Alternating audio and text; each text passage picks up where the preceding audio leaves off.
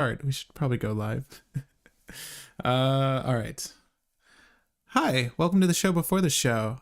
I'm your host, Patrick Marlett, the local game guy, and I'm joined by Will. Hello, Will. Yo. We made it. We made it. We were both living life to the fullest, and now we're here, living life devoid of color. Isn't it called devoid, right? When something is colorless, isn't that a keyword? Any colored card that is colorless is known as a devoid card. Right. So this is the show before the show. It's really just my excuse to make sure everything's set up the way I want. That looks okay. Okay. Microphone's not too close. For our last gameplay episode, I feel like for the One Piece, I don't know if you watched, Will, but if you were attending the live, I feel like I got really loud for some reason, so I'm gonna like put that back there. But at any rate, hi gang, thanks for joining us on this live stream. I know we're a week behind. We said we were going to cover it last week, but we wanted to leave you in suspense to answer the question, is this colorless or color more? I've used that pun so many times, but I have both a poll going that you guys can jump in on, whether you're excited for colorless or not. I feel like you can operate with at a pretty good budget when you're playing colorless outside of like some fast mana and stuff. So this would be really cool for people that no, you're good. This will be cool for people that want to jump in and maybe are on a budget. But there's also a Q&A question that I have running as well, and feel free to talk amongst yourselves in the chat. But I'd be curious to know your thoughts. Do colorless decks have a place in cEDH or solely at casual tables and events? And I'll actually pass it off to you as well, Will. I'm curious to your thoughts on that. I've never played colorless, and the closest thing I've ever seen to anyone play colorless was Bosch, but he's technically red. So yeah, I'd love to know your thoughts, man. I've seen a couple people play colorless here and there. I think the memeiest I ever saw was colorless Golos, and people just did Eldrazi tribal with that and did filter lands to make Golos function. But I have seen someone play the draw 7 Kozilek, and it worked out pretty well. Okay. Duly noted. Okay. This is the great distortion? It's the one that draw until you have 7 cards in hand, but on like turn 1 or turn 2, you just dump your whole hand and then draw back up. I mean, I kind of love this Kozilek, though, if I'm being honest. It's one of my favorite cards, so I would do that, right? This is if you cast him. If you have fewer than 7 cards, you can grab 7 cards. But it's the ability to counter spells, that discard effect is so good. As a matter of fact... Which is what made it really well, or work really well, because I think it also has Menace, right? So the game plan is you just kind of refill your hand, and then you just start discarding mana rocks to stop people's combos while punching them to death with your Menace commander. And if anyone ever kills your commander, play everything, recast your commander, refill. So it's really just mana rocks? It's pretty much just mana rocks, but there's a couple other things like just stacks effects. Okay. The deck worked pretty well. Oh man, that actually sounds really fun. And any excuse, honestly, to play Kozilek the Great Distortion I'll take, because I don't know, that just sounds like a fun, dumb strategy to employ. Mind you, he's 10 mana, or it's 10 mana. But yeah. But I mean, even still, I was thinking to myself, that'd be kind of cool to like do a Necrotic Ooze thing with this. I mean, like if you really wanted counter off color, you could just bury it alive. What would you bury it alive? Kozilek? Obviously Necrotic Ooze. And what's the third one? What's like the best play? I guess is there no, I was gonna say there's nothing that has like an activated ability of like draw cards if you counter something. That would have been fantastic. Oh my gosh, right? Yeah, exactly. Like a brawl style effect. You just have the perfect engine online. I'm not trying to win. I could have done a buried alive pile to win. No. I'm just trying to counter everything. But at any rate, again, guys, we're just waffing about. Is waif? That's derogatory, right? No, there's cards called waifs in this game. Waffling about, reckless waif. That's it. I remember this card. This is one absurd card. At any rate, I think it's probably time to jump into this one. We've kept you in suspense long enough. But hi, again, I'm Patrick Marlett, your local game guy. Today I'm joined by Will to discuss Zhulodok from Commander Masters, the most recent colorless legend to appear. And they clearly want you to put it in the command zone because it's coming from Commander Masters. So we're going to find out today whether it's any good or not by brewing the list from scratch with you. And what's beautiful about this relationship we have, you, audience, myself, and Will, is that during these lives, you can alter the course of this deck. That's right. By applying your fingers to your keyboard in the comment section, you are able to discuss the deck with us and obviously make suggestions you think will be viable. I'm sorry, I realize I'm like, there should be a chat here. I just fixed it though. But yeah, so we're going to work on this deck today with you guys. Obviously, we're starting from scratch, and that means lands today, so we're going to need to throw some in. The good bit of news, Will, is that we don't have to look up fetch lands. Yes. None of, well, I mean, I guess we could. You mean we're not going to be running which one? Fabled Passage to try to find our wasteland? Could we though? Is it a basic We can. waste? Is it basic Yeah, waste? it's a basic. It's a basic. Shut It's just not up. a waste. It's just basic and land. We're not going to, but we could. Yeah, no, we will. Are you kidding me? No, you, Patrick, I will. That's how this works. I will. I'll do that. What? I didn't know that. What? Okay. So are you doing Prismatic Vista and Fable Passage to do that? Stop. Yes, dude. And there's secret lair waste. What is this? Okay, I was joking about making a colorless deck, but like I'm very serious now. How much do you think secret lair waste are? Come on. They can't be that expensive, right? They're pretty expensive if I'd guess. Hold up. Okay, wait. Let's see the average here. All right, so if I wanted to fill my whole deck with them, oh, it's $3 to $5. Oh, yeah. I'm still excited. Wow, they're all $1 or more though. Really? Yeah, waste because they've only really been printed once. That's crazy. Okay, well then, I mean, oh, the time spiral one though, foil. You know that one's the most expensive, easily. I love that Patrick is finally learning about the wastes, like Well, how wastes are like all these different factoids about them. Well, it's funny because I've never, sir, this is a cEDH channel. I mean, here's the thing. I've never dabbled in waste. Speaking of waste, a short on Oscar the Rubbish Reclaimer just went up a moment ago. Will, thank you for the list. People always ask for these deck lists. Folks are not taking a liking to it. What is the this? Oscar list? Yeah, they're like, no, well, I mean, I think there's people that are like, no, there's better. I'm like, okay, I get it. Although taken out of context, I think it affects the impact of that short because it's meant to be an underrated commander, yet that's not really stated in the short. You know what I mean? Like, it was part of that larger video, so I can maybe see why people aren't taking a liking to it, but that's neither here nor there.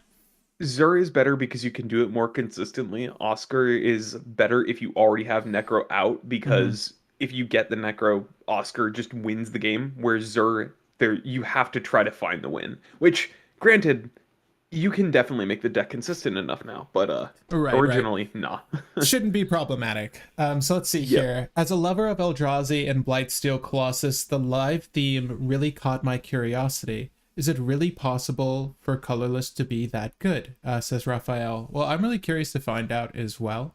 Espresso Fry Bread had a great distortion deck for years, but it's a Voltron ramp deck more than a Colorless synergy. Okay. Man, I really want to do Great Distortion now, and Time Spiral Waste are in it. David says, I have a cozy deck I meme with in cEDH with friends. That sounds awesome.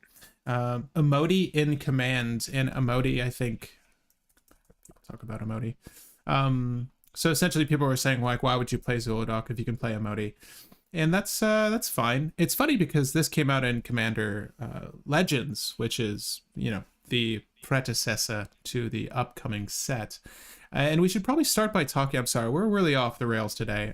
We should start by talking about Zhulodok, the Great Distortion. No, the Void I Gorger. will say why not Emoti, though? It's because Emoti cascades once, whereas Zhulodok cascades twice. And that's actually really, really relevant.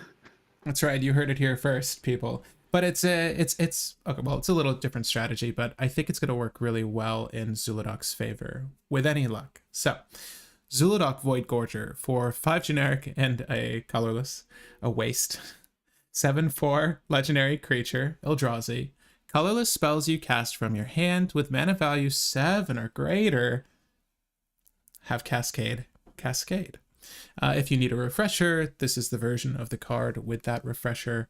But basically, you cast a spell, let's say it's 7. You'll go through the top of your deck, exiling cards until you find one that's less, so 6 or less. And then you can cast it without paying its mana cost. What's cool about this, though, is you get to do that same trick twice. So I think the general goal, or at least the philosophy we have going into this, when we were talking about it previously, Will, is that we're going to try to set up some sort of 2-card combo. It's hard to ensure that we hit just the combo cards here because 7 or under hits a lot. But in an ideal world, it'll just be, I guess, not too dissimilar from our Great Distortion deck, right? Or your Great Distortion deck, people in the audience, and having just a lot of mana rocks. So we should be giving ourselves mana to cast other things, and with any luck, pull into a combo. Specifically, you had a combo in mind, and as a matter of fact, I'm going to add it while you talk through it. So it is, what is it called? Metalwork Colossus with any effect that lets you sacrifice it. So in this deck, I'm pretty sure every single card is going to, or every single card that we can cascade into is going to be an artifact. So if we have Metalwork Colossus, what we can do is sacrifice it to either KCI, Phyrexian Altar, Ashnod's Altar, whatever, and then sacrifice the 2 artifacts we cascaded into to get back Metalwork Colossus. Replay it for 0, cascade into 2 more artifacts, sacrifice Metalwork Colossus, repeat, repeat, repeat. We get infinite mana or infinite whatever our sack outlet is, and we get to fix our board to be any artifacts we want from our deck. If we have anything that lets us make artifact tokens or something, we can, and Elixir of Immortality, we can put our entire deck into play. So it's pretty much just we loop through our deck using Metalwork Colossus to change out any artifacts on our field into any other 2 artifacts. Right. Simple and as that. What are all of the sacrifice ramp effects? I have KCI, I have Ashnod's, I have Phyrexian. Are there any other colorless ones we can utilize here? Excuse me. If we wanted, we could do Grinding Station, and we could use that as a mill con to kill people. Or blasting station. Blasting Station is also good. I mean, okay, why not? Let's just add them for now. But grinding station, blasting station. So I do want to check in with chat. I'm seeing a few comments flying about. William says, I assume Tron lands. Yes, because why not?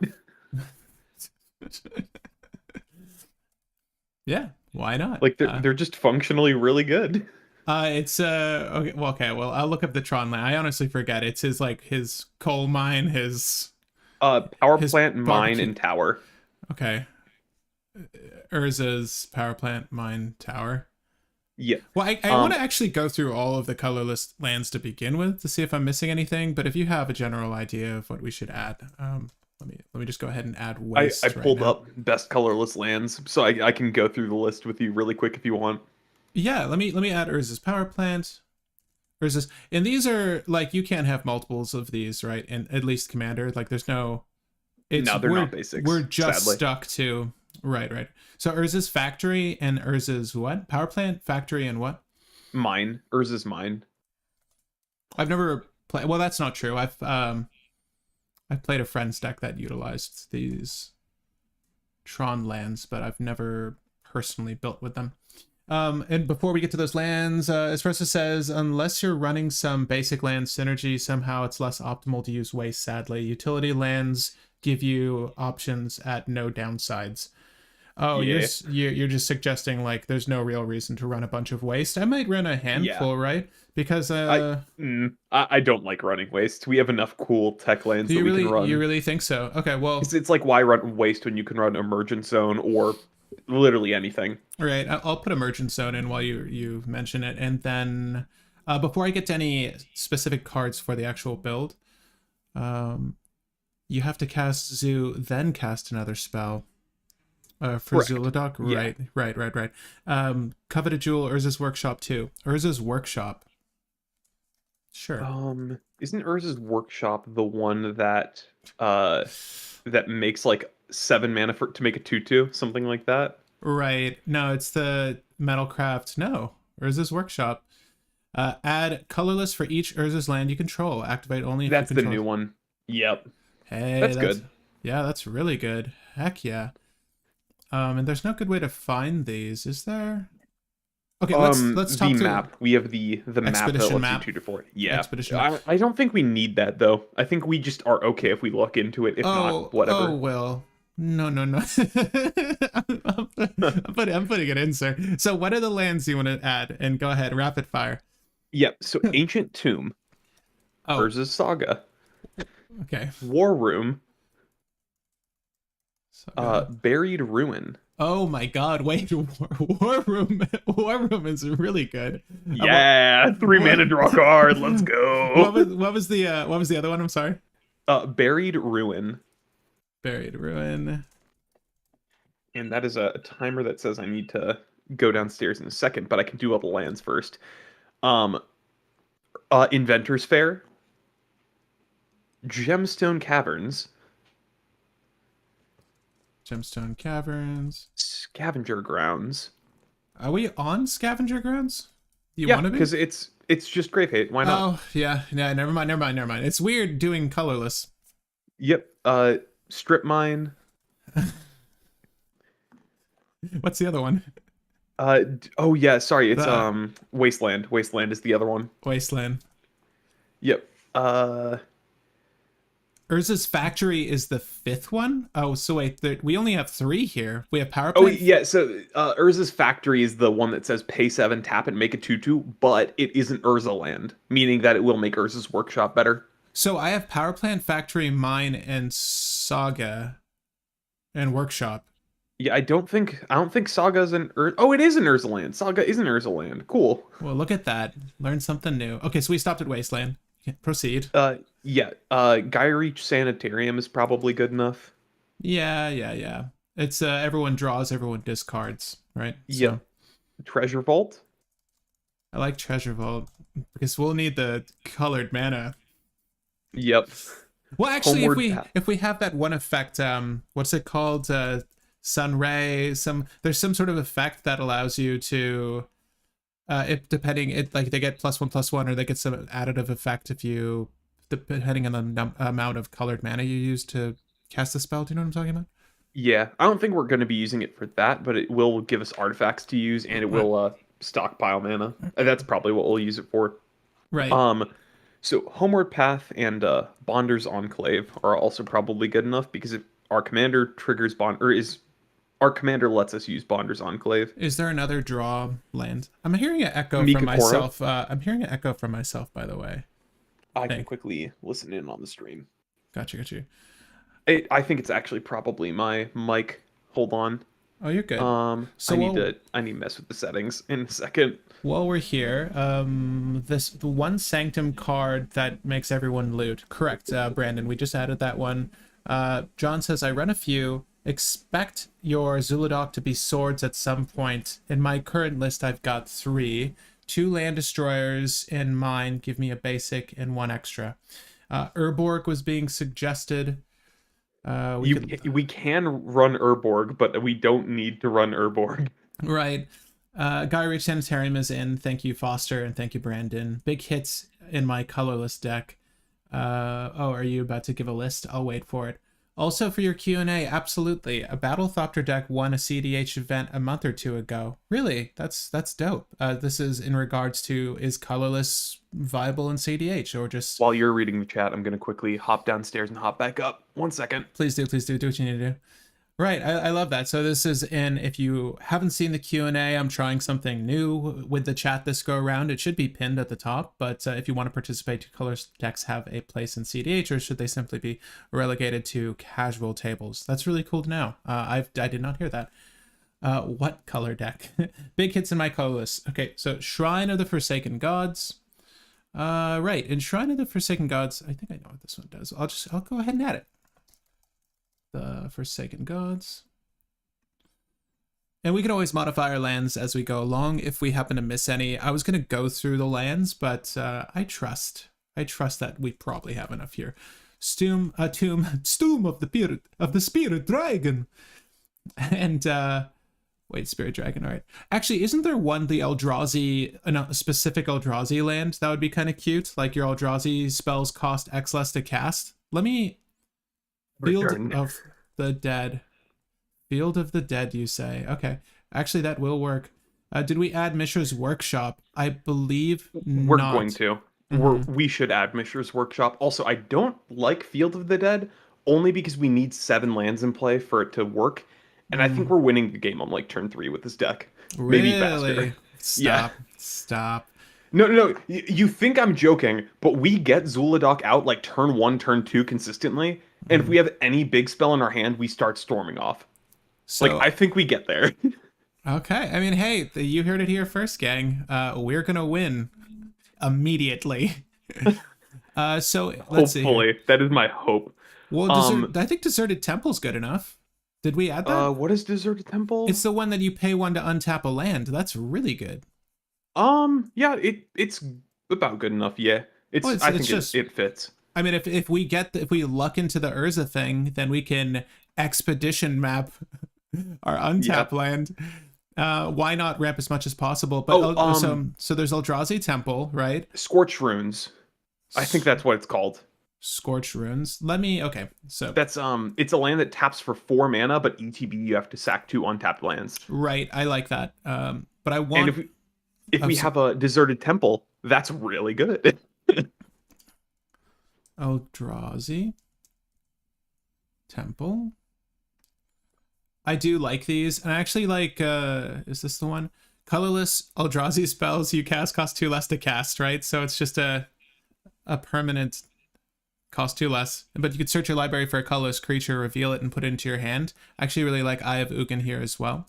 Yep, because it finds us a Metalwork Colossus. I like that too. People are making the suggestion of a Crystal Vein. I think Crystal Vein.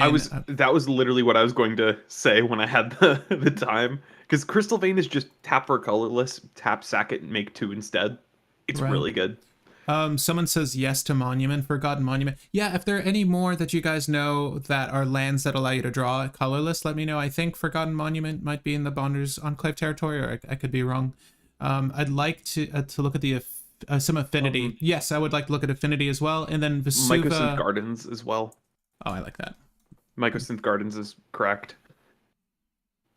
The Mycosynth Gardens? I think it's the Mycosynth Gardens. Yeah, the Mycosynth Gardens. Yep. I'll add Vesuva and Thespian Stage for now. They could actually be really brutal. I like those.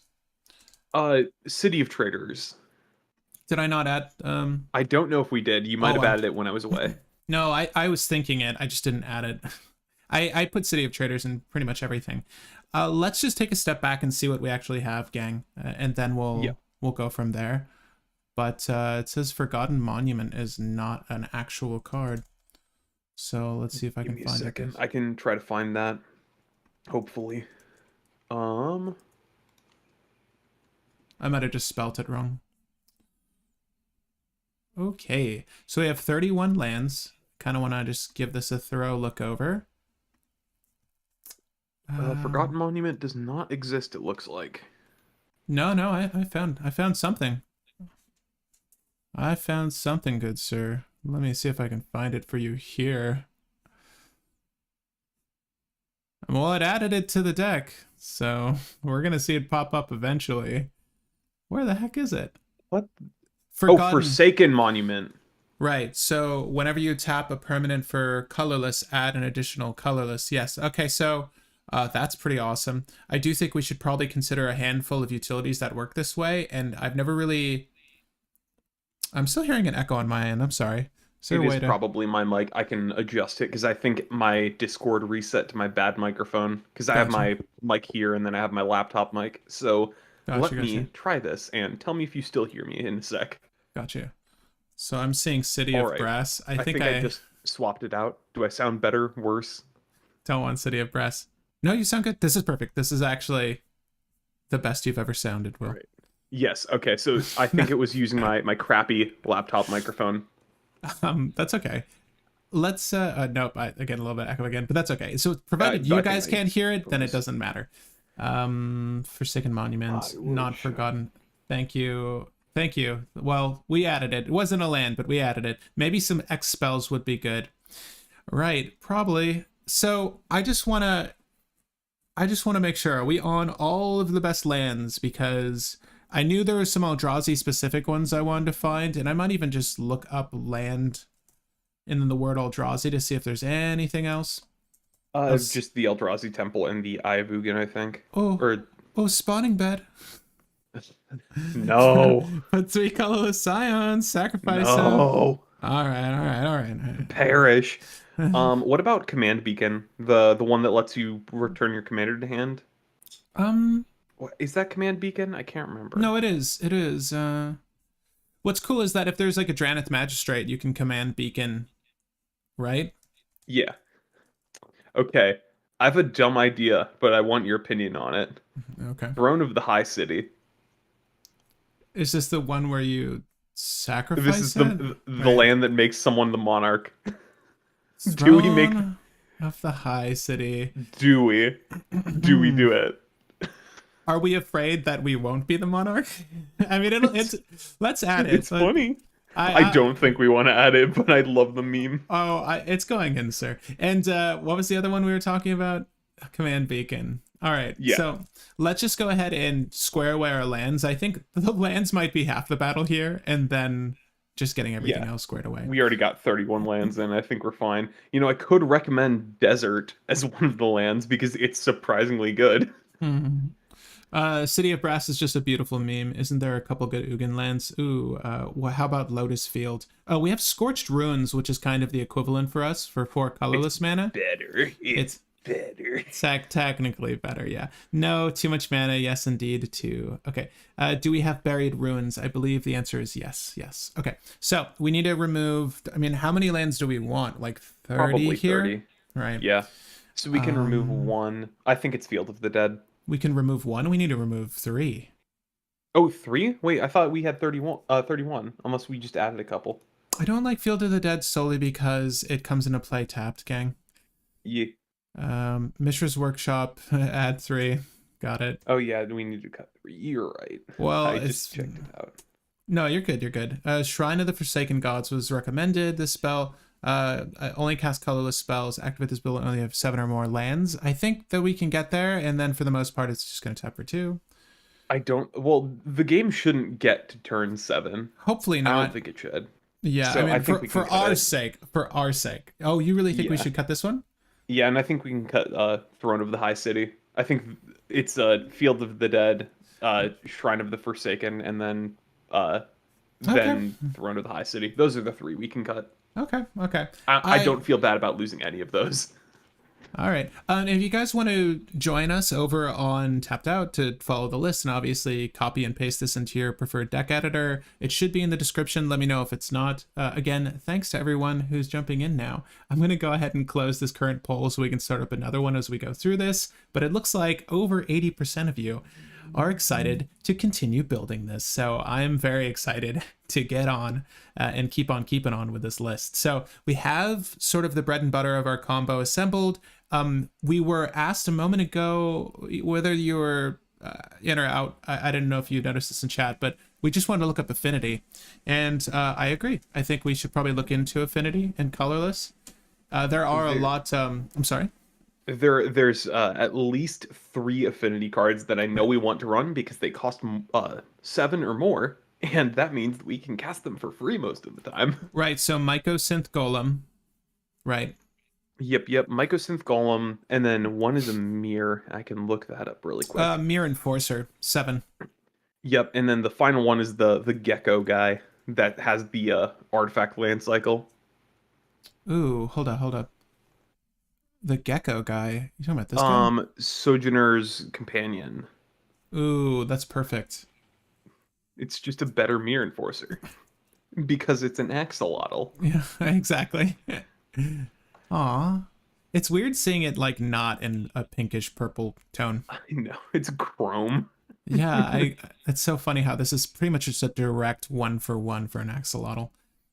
Usually they're actually, you know what? Could we use like we don't really need this.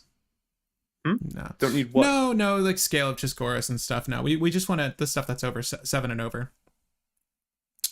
Yeah, that's it for affinity. I'm pretty sure. Yeah. What is it I'm called? taking a look at the other things. We may actually like Is this a non-artifact spells you cast have improvise your artifacts and help you to pay for them? So even if we rolled with like a stacks package, you know what I mean? We could maybe use something like Inspiring Statuary to make mana producers out of our, like this itself is 3, but it's also technically a mana producer. Do you know what I mean? I'm sorry, we should look at mana rocks, I guess is what I'm getting at next. The problem is that almost our entire deck is going to be artifacts, meaning that we can't use any of our artifacts to cast artifacts off of that. So we can cast our commander using that, but that's it. Well, I mean, our color. Oof, no. Yeah, you see what I mean? Yeah. Yeah, it's probably gonna be. It's probably gonna be. If there was a big enough ratio of non-artifacts, like just colorless things, then it would make sense. But yeah. Yeah. What do you think of Ancient Stone Idol? 10 mana, 12/12 with flash. This costs 1 less for each attacking creature, and it has trample and it can summon a golem when it dies. I like it. Actually, what I'm gonna do is actually look up cost less, or if there are any other like phrases or keywords to string together that we could be looking up. Let us know. But I want to see how many cost less effects there are for us to actually play with. I want to do this by mana value descending. Okay. For each basic land type among lands you control. Okay, well, we're not going to get there. Yeah, it's just that golem with the we could get attackers, I think. Domain, maybe. So we've got the Metalwork Colossus. The spell costs less for each gate you control. We could go Gate Tribal. Cost less for each basic lands. Yeah, with the 2 gates that the 3 gates we can run. My bad. Not of this world, sir. No, this doesn't get Cascade. We're still gonna use it. Sadly. Sadly, it doesn't cascade. It doesn't cascade. No, but it's still dope. This for each creature in your party, sure. This is one I was actually considering though. Conduit of Ruin. Whenever you cast Conduit of Ruin, you may search your library for a colorless creature card with a converted mana cost of 7 or greater. Reveal it, then shuffle your library. The first creature spell you cast each turn costs 2 less. I do think that's probably good enough for us. It finds a metalwork. I agree. It's good. Right, and we should also look in any sort of utilities that can tutor for us as well. Ugin the Ineffable, not only can you not F with him, he is cost reduction. And he's removal, which is really good. So I do actually like Ugin the Ineffable. Even though I think we need to find a ton of artifacts in the deck, I think we're probably going to have enough that we can run a couple non-artifact things and get away with it. Right. Does the Immortal Sun make it into the list? No. This Planar Gate. Does Mana Matrix pay up to 2 less than required whenever casting its Interrupter enchantment? Okay, so we've sort of breached the barrier of intrigue here for me. Well, I was really just looking for 7 and up, obviously for our leader. Let me know though if there are other keywords or again phrases that we should look up that lend themselves to cost reduction, right? So I'm seeing Cloud Key, right? And in that same vein, I'm thinking Semblance Anvil. We can look, I'm sorry, we should probably just do the inverse here and just look through the bottom half of this for some of our ramp pieces, right? Does Embalmer's Tool help us with the combo? No, right? What does Embalmer's Tool do? It's activated abilities of creature cards in your graveyards cost 1 less to cast. It's actually a really cheeky combo piece. It's a cool card, but we don't need reduction. It's free. It's sack 2 artifacts. Right. We do need Scrapyard Recombiner, because that just says sacrifice an artifact, find Metalwork Colossus.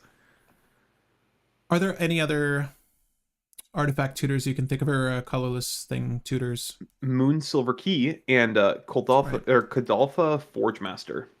Both of those do it. Moon Silver Key, and how do you spell Kadalfa?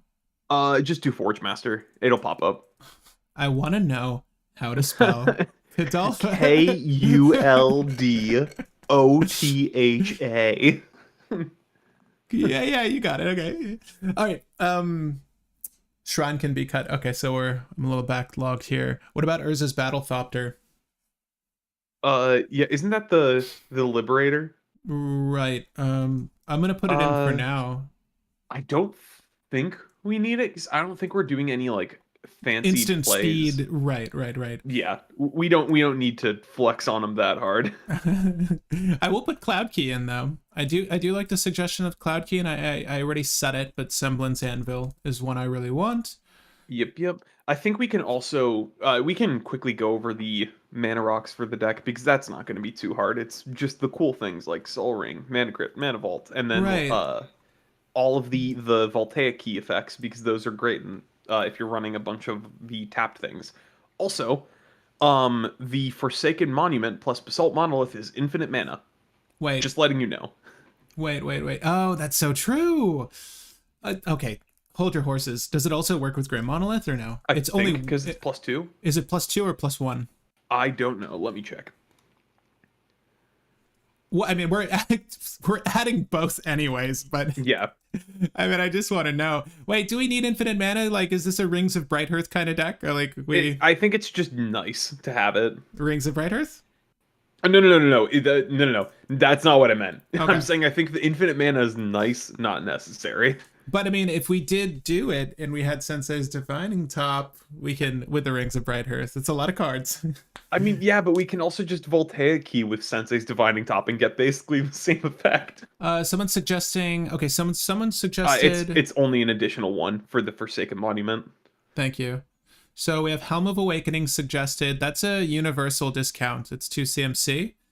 How do you feel about Helm of Awakening? Maybe we just stick to our own 2 CMC rocks.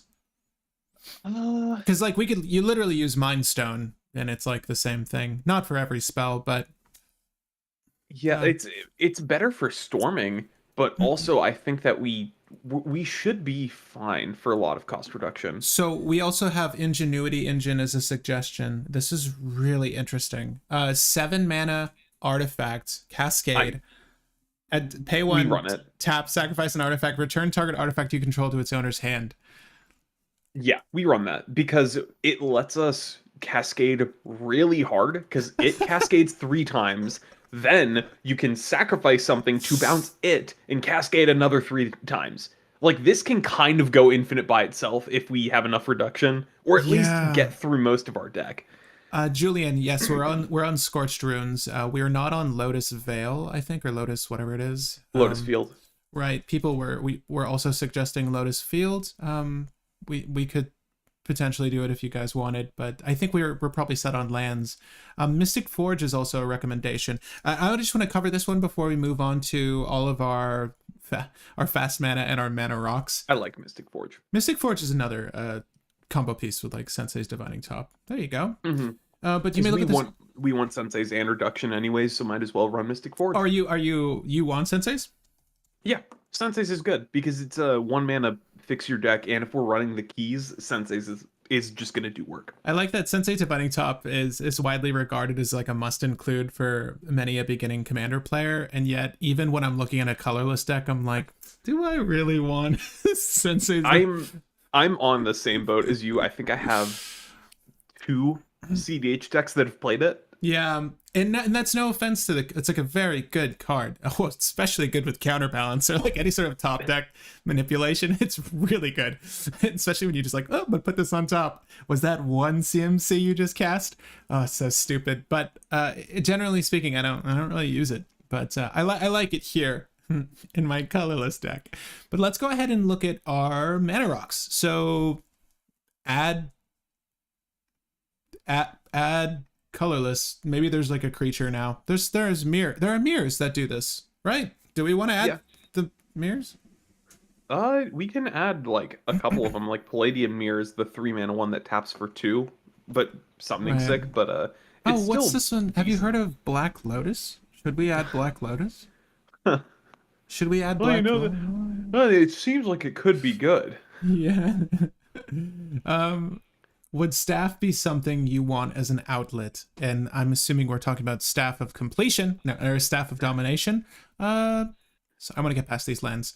I, I I, don't think so. Just because like we're not aiming for infinite mana, it's just something that may incidentally happen. so Everflowing Chalice, it does it, if X is in the value of the cost, it takes on that number on the stack. Am I mistaken? Correct. So we could So if technically, if it, not Everflowing Chalice, I'm thinking of, hmm, you're like, thinking of Astral Cornucopia, right, any sort of X cost spell, we could technically leverage one of those as a cascade effect, right? Or was yeah, Zhulodok is specific to permanent spells? What does Zhulodok read again? Oh, Jeweled uh, Lotus. just CMC 7 or higher. Really? Okay. Yep. Hmm. Okay. Well, let's put Jeweled Lotus in. Yeah. Jewel Lotus is fantastic. Right, and some Um, of the, we'll just do the obvious ones right now. Soul Ring, Mana Vault, Mana Mana Crypt. Crypt, Grim Monolith, Basalt I Monolith. think I did Grim Monolith. I'm sorry. Let me Grim Monolith, Basalt Monolith. Yes, and then we might even use Thran Dynamo.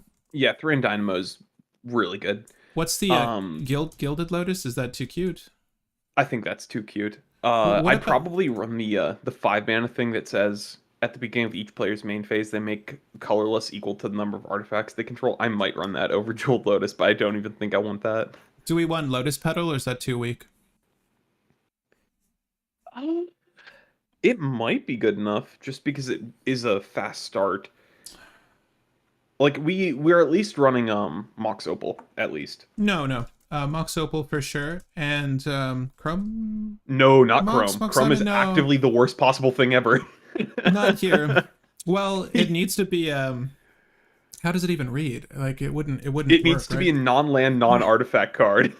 And our Yeah. deck is all lands and Well, artifacts, and even if we hit a devoid thing, it taps for nothing. we would need to get rid of an Eldrazi at best. That's like the worst. That's But the then it worst doesn't setup. tap for anything. Is That's it the true? worst part. Add 1 mana of, oh god. Yeah. Yeah, we're not gonna do that. Yeah. But neither that nor Mox Diamond, or again, is that like, I does it don't hit the think we need Mox Diamond because we have enough like pretty fast pieces that I think we can get away with not running Mox Diamond. We right? might run it. We might run Oh, it in the end, but oh, I wish we could add Paradox Engine. Don't I we all? know. Don't I we all? know. And thanks to all the new subscribers. Chris loves comics, and there are a couple other ones I think I missed. Thank you for subscribing to the channel. So Paradox Engine's a no, but there were some good suggestions here with like the ones that draw cards, like all the Hedrons. But we'll do Mind Stone. Is it one word? Coveted Jewel is one that someone recommended that is pretty decent. Right. I want to talk about Coveted Jewel. I think that's like definitely a must include. It's weird to say, but I think it's good here. We're gonna do Hedron Archive, and then I the mean, Dreamstone Hedron. we're also going to be making a weirdly big board, so we can fight over Coveted Jewel. And if we fight over it, we get more card draw, and I think that we're happy with that. So Brandon says no Mox Diamond. Do you want to explain your rationale? So I think we could, but I want to explain why I said no initially. So we are running enough of the fast mana pieces that are effectively tapping for any color that we don't need Mox Diamond. I think that we can run it, but I don't initially want to run it because we're going down 2 cards in hand to go up 1 mana for 0. And I think that it's probably just better to try to find stuff that either makes more mana or has a bigger impact on the game. I think that we could still run Mox Diamond, but I don't initially want to run it. Basically, it's running out the one resource that we want, which is our hand, and it doesn't have too much of an impact on the game for what our deck does. So I'm initially like, eh. I'm okay with Arcane. Are we okay with the 2-for-1s? Arcane Signet, Felwar Stone. I don't think we need Signet and Felwar Stone because we can. The colorless ones are usually better because they have some other utility that might be more effective. Right. How many are there? I can't even. I just Mind Stone's the one I can think of. So What's it called? The Thought Vessel. Let me. I'm gonna look at Mana Rocks. yeah, no, please do. Liquid Metal Torque is cute. Uh, It makes something Yeah. an artifact in addition to its other types, because we can, if for some reason we don't have the artifact. Oh, Everflowing Chalice is also an include. I also forgot about that. It's a Mind Stone that can become a Hedron Archive. Pretty good. Yeah. Oh, we're even looking at that. But Astral Cornucopia, is that I think that's too cute. Oh, Chromatic Orrery is definitely an include. Arcane Signet doesn't work in colorless? Oh, true. Yeah. Yeah, yeah. Arcane Signet, yeah. Thank you. Um, Chromatic Oh, Orrery I think is good though because it taps for 5, so if we have our key effects, it's really good and it cascades. Chromatic Orrery. I'm sorry, we also talked about Astral Cornucopia, right? Yes, it'll let us cascade, but it's like weird. I'll put it in for now. It is weird. I don't like it. It's 3 mana to make 1 mana, and the color part of it doesn't really matter. I don't like it. I'm gonna leave it there for now and then sideboard it, I think. But Liquid Metal Torque is not a must include, I wouldn't say. Hold up. Nope, that's no good. Oh, Well, what about Honor Worn Shaku? oh, yeah. That's 3 though, right? But That's it's 3, but it makes it so that we can tap for like 2 if we have our commander, and then we might be able to do more if we have other yes. legendaries. Yes, and the hold up. I'm trying to remember, like okay, so we're gonna add Voltaic Key. Yes, And Voltaic Key and a Manifold Key at minimum. right, there's also a creature. It's like the manifold creature. Yeah,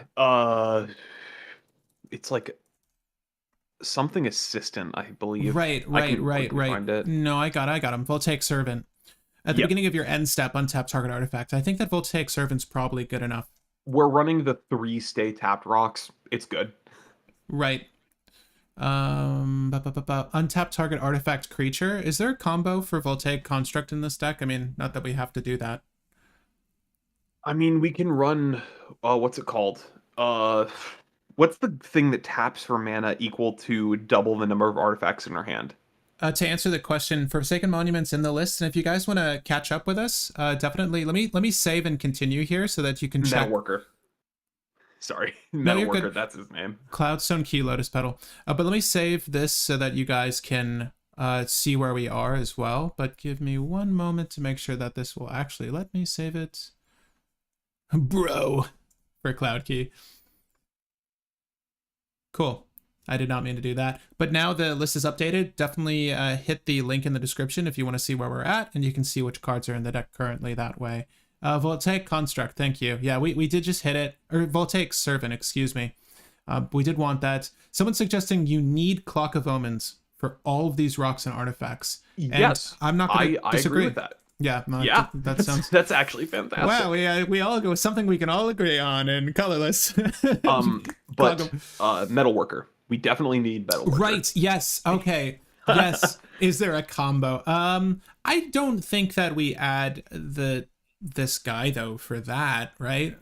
No. But we're putting Metalworker in no matter what. That it's broken. Right. Here it's in particular it's broken. Like you're gonna have the hand of the things.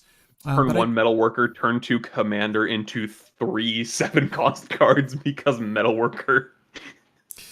oh yeah, so we want all of the untaps. If you guys can think of, we'll add Thought Vessel. If you guys can think of any other, sorry, if you guys can think of any other untap artifact or untap, I guess it could be creature. No, just untap artifact effects. Let us know. KCI is in the deck. Unwinding Yeah. Clock is I don't think we need Unwinding Clock. I don't think we're a very interactive deck. I want to put it on the sideboard for now. Yeah, because it is another what's it called, Voltaic Servant, but right. it's 4 mana. That's the only reason why I'm not a big fan. I mean, Servant is what, 3? It's 2. Servant is 2, so it's half the cost. Do you like Bronze Walrus? Bronze Walrus. Yeah, hear me out. You get to What scry. does it do? Scry. Hold on. What the frick is Bronze Walrus? Hmm.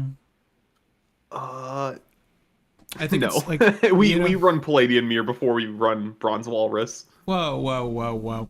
Oh, we do we even have Palladium Mirror in here yet? I don't think we do. I don't think so, but I think we can probably Even pass. get away with not running it. Right. All right, I think we're probably at our limit. I wouldn't want to look too far beyond 3 drops. And we sort of hit the big one with Metalworker here. Bronze Walrus, let's go. Have to add. You know what? Sideboard for now.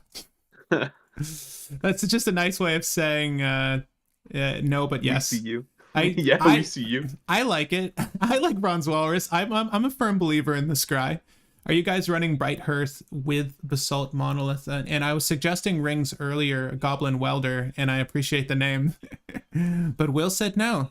So you can... I said no to Rings of Bright Hearth only because most of our deck is just mana effects. So okay, serum powder. This is serum actually powder? Good if you're like hardcore mulling for the right hand. Serum powder could legit be helpful. Oh yeah. No, serum powder is fantastic. Yeah. I actually do like serum powder. That's it. Give me a second to actually think about the other card. What was it again? It was Rings of Bright Hearth. Let me think about that because I'm trying to see if there's some other what other right what other effects are just in the deck that would be valuable to leverage. We have a couple infinite combos with Rings of Bright Hearth because we have Basalt Monolith and we have Voltaic Key plus Chromatic Orrery. Okay. What was that? What was that, Patrick? Just adding a little something, a little spice. Don't worry about it. What's a Bronze Walrus? No, it's not Bronze Walrus. I might add the Bronze Walrus though when you're not looking.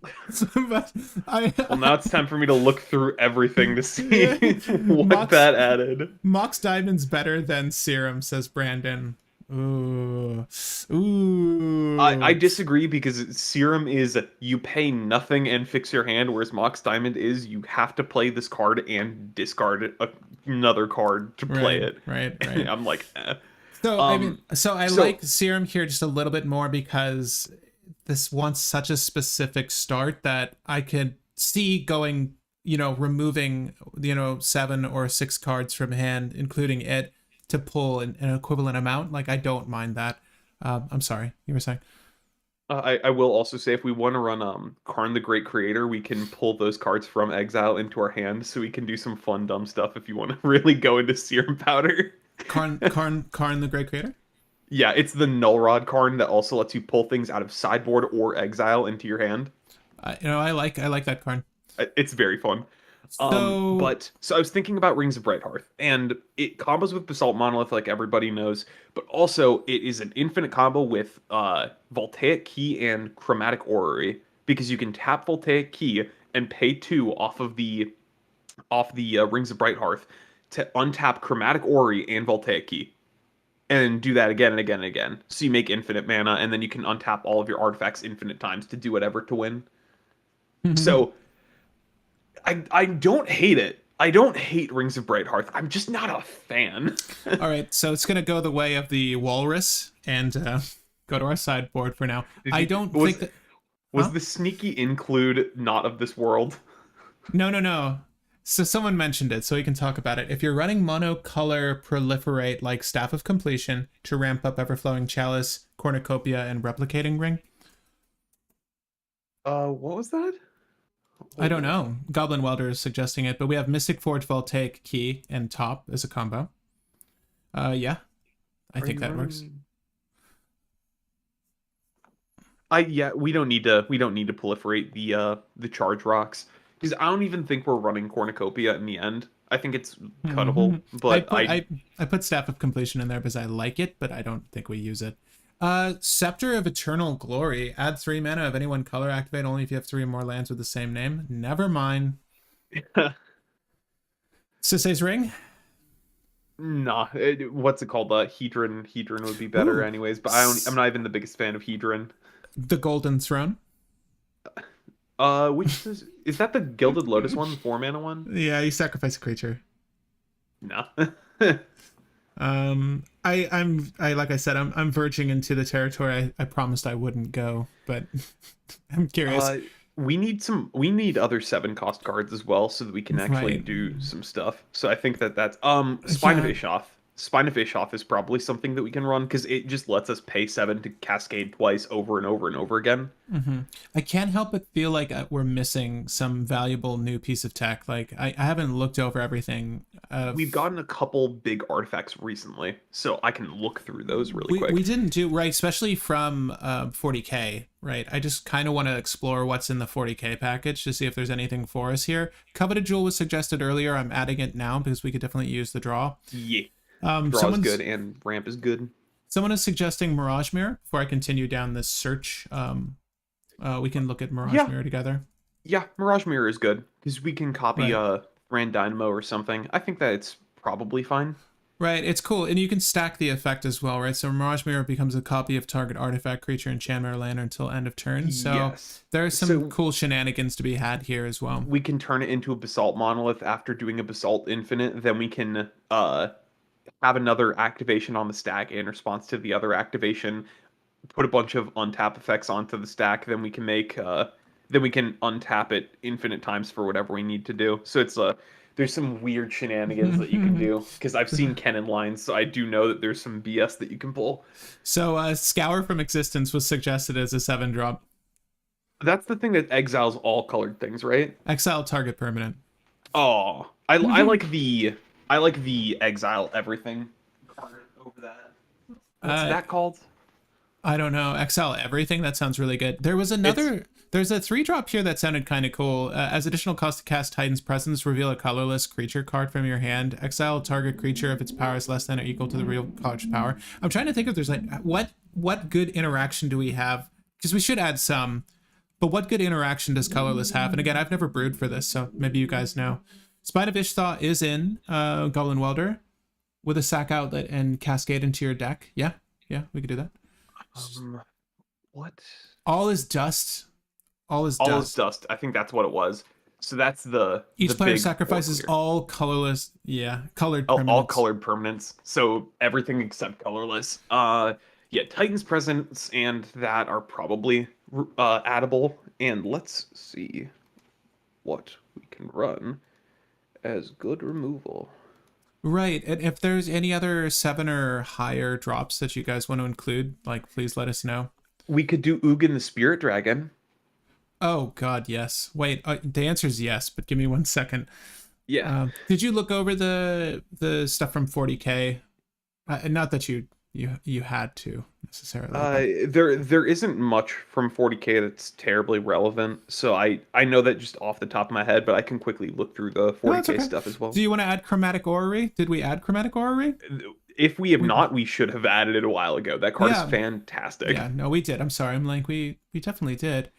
Add 1 mana to your color pool, Lotus Guardian. No. No. Just no. Portal to Phyrexia's from Brothers War. I mean, that's a color filter land. We don't need it. Patrick, we don't need it. How about Graw's Unstoppable Juggernaut? Which one is that? Is that the thing that makes everything juggernauts? Other creatures you control have a base power and toughness of 5/3 and are Yep, juggernauts. yeah, it's the Juggernaut Blad.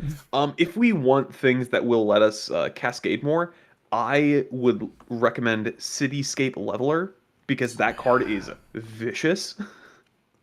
Yeah, I agree. So this guy right here. When you cast this spell and whenever Cityscape Leveler attacks, destroy up to 1 target non-land permanent. Its controller creates a tapped Power Stone. Aren't we so generous? Yeah, Cityscape Leveler works. Yep. We can also do Suchi Cave Guard potentially because it's kind of 0 mana, just in the opposite direction. But Masked Core Deck Builder, I'm with you. Will, I'm with you. I'm adding Ugin the Spirit Dragon now. I gotta make sure he's not already in the deck, as a matter of fact. We added one of the Ugins. Yeah. I don't think it was... We added the one that you can't F with. Yeah. Sorry to catch up with you guys, though. Great Destroyer is the best colorless interaction. I don't... I'll have to look that up. I'm not getting anything. Stacks pieces as a means to interact, but it seems like a non-bow with Cascade, yeah. Unless you're running Lodestone Golem, right? That's the 4-drop one. Non-artifact spells cost 1 more to cast. Yeah. There's a couple things that we can do that get around, or a couple stacks pieces that do work fine with Cascade, like Graph Digger's Cage, because we're flipping into it, then casting it from exile, not casting it from deck. But Graph Digger's Cage... Oh, does Graph Digger's Cage mess up the metalwork, though? You're saying it doesn't? No. Metalwork gets returned to hand, then cast from hand, so it doesn't stop our combo at all. Just showed up, hyped for this. Thank you, Bloodblade. So we can run a Graph Digger's Cage and a Weathered Runestone if we really want. I think those are fine. Okay. I mean, Weathered, for sure. Runestone, Graph Digger's Cage. And then do we also want to run... Oh yeah, so it's Portal to Phyrexia as the big artifact. I keep mixing it up with a Gate to Phyrexia or whatever that's called. The thing that's the filter land. Portal to Phyrexia is probably an include. Because it is a pseudo wipe that also brings some stuff back occasionally. I don't know if it's an include, but it could be an include. So we're just gonna try to get us over that 100 card hump, and then we'll whittle down what we want to use from there, gang. But yep.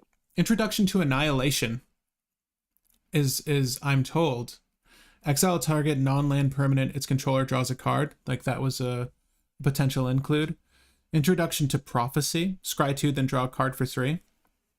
Is that the lesson card? Yeah, I'm trying to give you a lesson here, Will. These are both lessons. Hey, those are both lessons. Yeah, okay. I'm like, these are the lesson cards, aren't they? Yeah. Yes. Yes. You like them? No. What is the... Didn't we get the battle recently? The colorless battle that lets you remove some stuff? The colorless battle? No, we did not look into any of the battles, but let me know what it is. There's one battle that's colorless, so I'm gonna look at that and see if it does what we want. So Warping Whale is being suggested. This is sort of the go-to counter spell for colorless. Guys, what do you think? I like it enough, honestly. Sorcery speed spells, I mean, you're just gonna be that guy that's like, I'll counter your demonic tutor. I'll do it. Yeah. I'll be the one. So Invasion of Ravnica is the thing I was thinking of, which is a land that ETB exiles a non-land permanent and opponent controls that isn't exactly 2 colors. So it hits any 1 color or 3 color or more card. Also a colorless card, funnily enough, if we really want to, but the 2 colored cards are spared. And then it transforms into a thing that's just a 5/5. It doesn't do anything past being a 5/5. So Nullstone Gargoyle is being suggested. And I kind of like this piece of tech. It's an interesting one. There's a couple of Eldrazi we could honestly consider too if we're trying to get over that 7 mana cost. Whenever the first non-creature spell each turn is played, counter that spell. Nullstone Gargoyle sounds awesome. And Trial, thank you for this subscription. Only thing I kind of don't like is it does hit us as well, but we can eat the first counter and then play everything else. Don't we still get the Cascade if we cast the thing? True. Yeah. So I guess it doesn't matter. We're always going to be on top, okay? So long as our commander's out. Did we end up putting in Rings of Bright Hearth? It's on the sideboard. Why? Okay. Are you Sundering Titan for this deck? We can. What is Sundering Titan? Isn't it banned, though? Yeah, I'm pretty sure that's banned. But I mean, Trial if you want to add it. I'm all for you. Not of this world. Not of this world is in the deck. Yes. Rings of Bright Hearth isn't include just because it has 2 infinites and it has enough value. So I'm like, it's good if we have the keys because we can double untap stuff. And if we have specifically Voltaic Key and specifically Chromatic Orrery, it's infinite mana and infinite artifact on taps. It's good enough. So I'm like, yeah, we can put that in. So All Is Dust was included. Flample. Love the name, by the way. A lot of good names in the chat today, and thanks again, guys, for joining us for this colorless brew. I'm excited to get to testing this one in a second. But let's go through some of these other ones. We have Spatial Contortion. Contortion.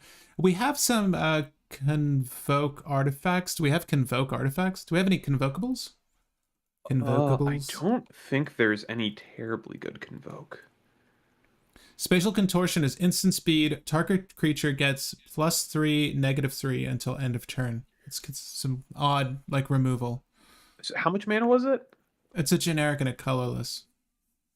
It'll kill, like, a that's 2 mana kill a Drannith. Adraneth, it'll kill. I mean, if someone's trying to pop off with their Thrasios, I mean, if they have I infinite think mana, they'll probably be fine anyways. But it's probably fine. Like I, it's okay removal. I kind of dig it. So Yeah. the answer's yes. But do we want to look at any of just the big baddies? Let me just do color everything. Do we run Meteor Golem? Do we 'Cause run Meteor Golem? it's exactly 7 and it's destroyed target permanent and it's an artifact creature. So also Elixir of Immortality. I don't know if we have that in yet. We do need that in at some point. I think I added it. Let me check. No, I did not. Elixir of Immortality. Yes, There we go. we'll ultimately need this. Are there any other sort of grave shuffler effects we want to include, or is that just one good We enough? could run the Titans, Right. Kozilek and Ulamog if we really want. Well, I I do wanna like the Ulamog over Kozilek because it is removal, but por que no los dos? we could run both. Dark Yeah. Steel Forge. Anybody? Artifacts you control have indestructible. That is so overkill and completely unnecessary. I prefer the thing that says all your permanents have ward 2. That Oh, one's yeah. just better in my opinion. I like Void Winnower, by the way. Like if we're Yeah, I agree with Void Winnower because that just makes a lot of people sad. So even if we don't combo off, we can make people depressed. yeah, I'm for that too. Yeah, happy game night, everybody. Yeah. Hellstone Gargoyle for Magda. For Magda, I don't know if you want to add that or not, but that sounds like a fun idea. I mean, if you're tutoring with Magda, the game is probably over because you're either getting Ancient Copper Dragon or one of your combo pieces that ends the game. So I think Magda's fine without it. So Kozilek the Great Distortion is what I meant, not Great Destroyer. Got you. Oh, thank you. So we just added Great Distortion, Ulamog, Ceaseless Hunger. I'm just adding all the big baddies right now. Yeah. So yes, we added Invasion of Ravnica. Soul Ring in the list? I hope so. It would Yeah, be very funny if it wasn't. we've gone this far without Soul Ring. Add Thought Not Seer. Oh yeah. Yeah. Yeah. Thought Not Seer is pretty dope. We just need interaction. We do need interaction. Let's see here. These cards, I'm not sure if are good for cEDH. We'll find out. Have you guys tried Mirix to make the artifact tokens? It's a board presence, and you can use those tokens as fuel for Kuldrotha Forge Master. Mirix. Well, have we? Let's look at Mirix.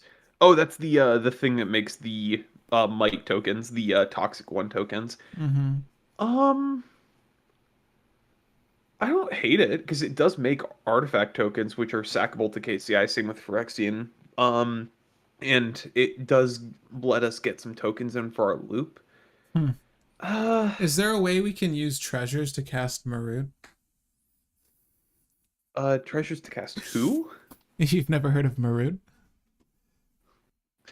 Which card is it? Or I do not, or I do not know. Oh, someone's asking if Conduit of Ruin messes with the whole Cascade 7 mana requirement, right? So if we cost reduce something to cast it, and say it's 7 mana and it becomes 5 mana. It does not ruin it. It cares about the original cost, not what we paid.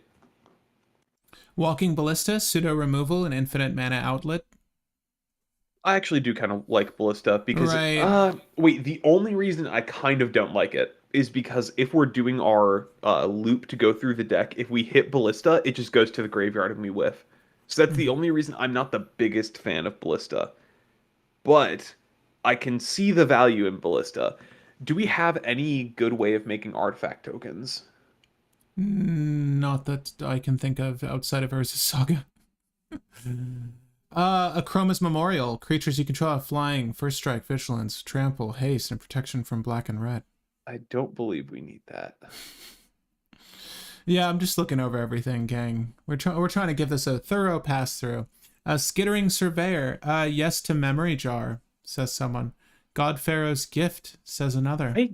I don't hate Memory Jar. Memory Jar is just 5 mana, refill your hand, or pay less than 5 mana. Right. Yeah. Well, it's exile and then have a fun turn, and then everyone gets their hand back, right?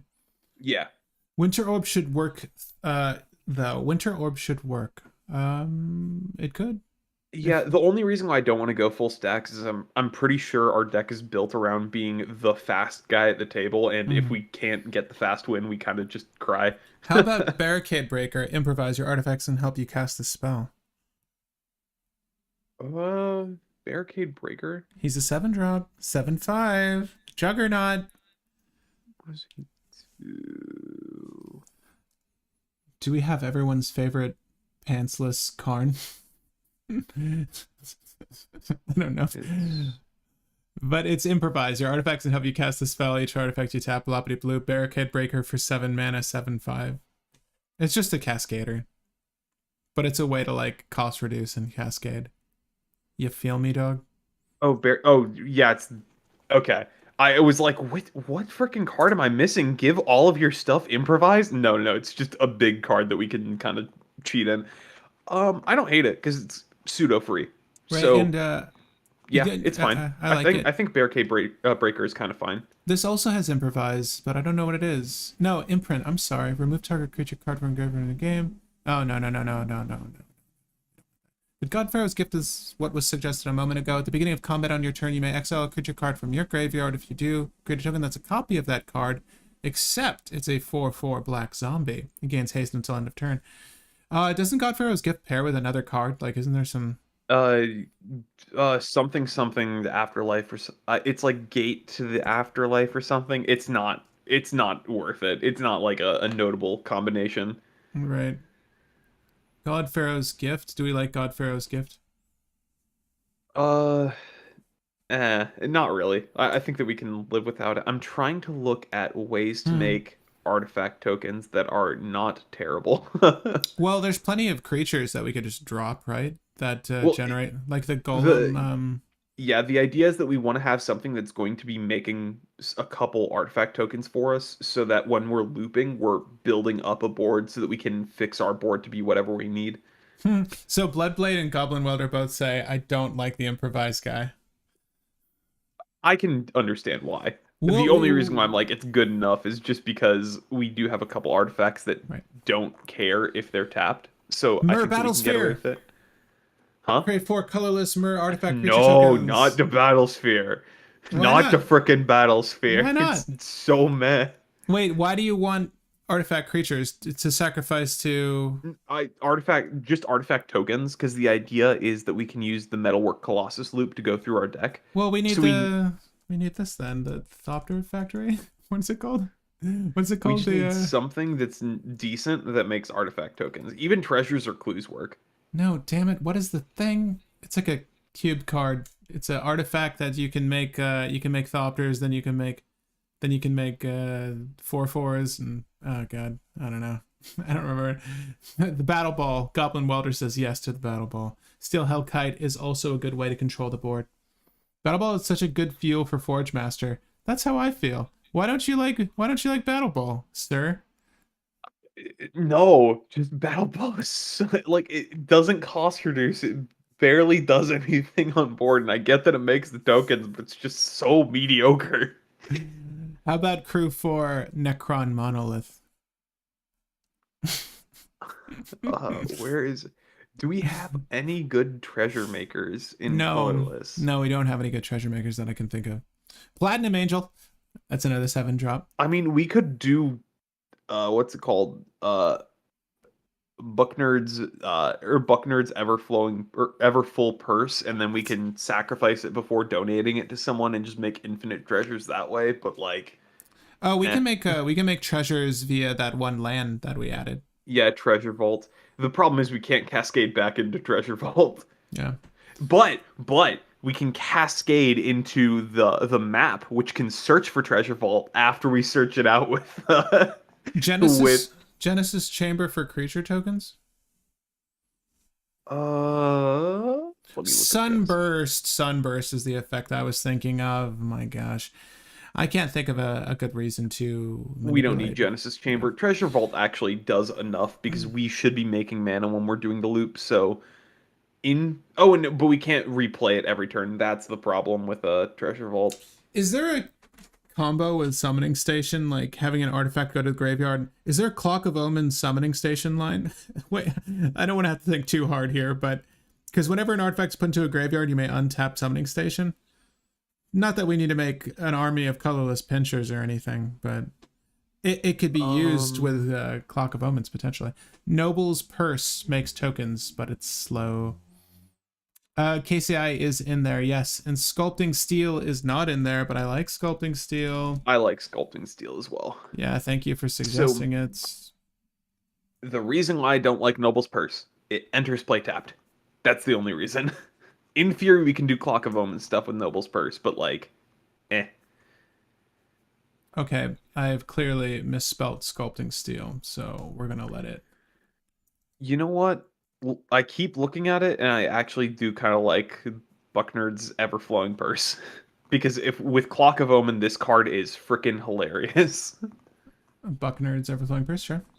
All right, so I'm updating it so you guys can check it out at its current state. I believe Grinding Station is in. I believe Blasting Station is also in.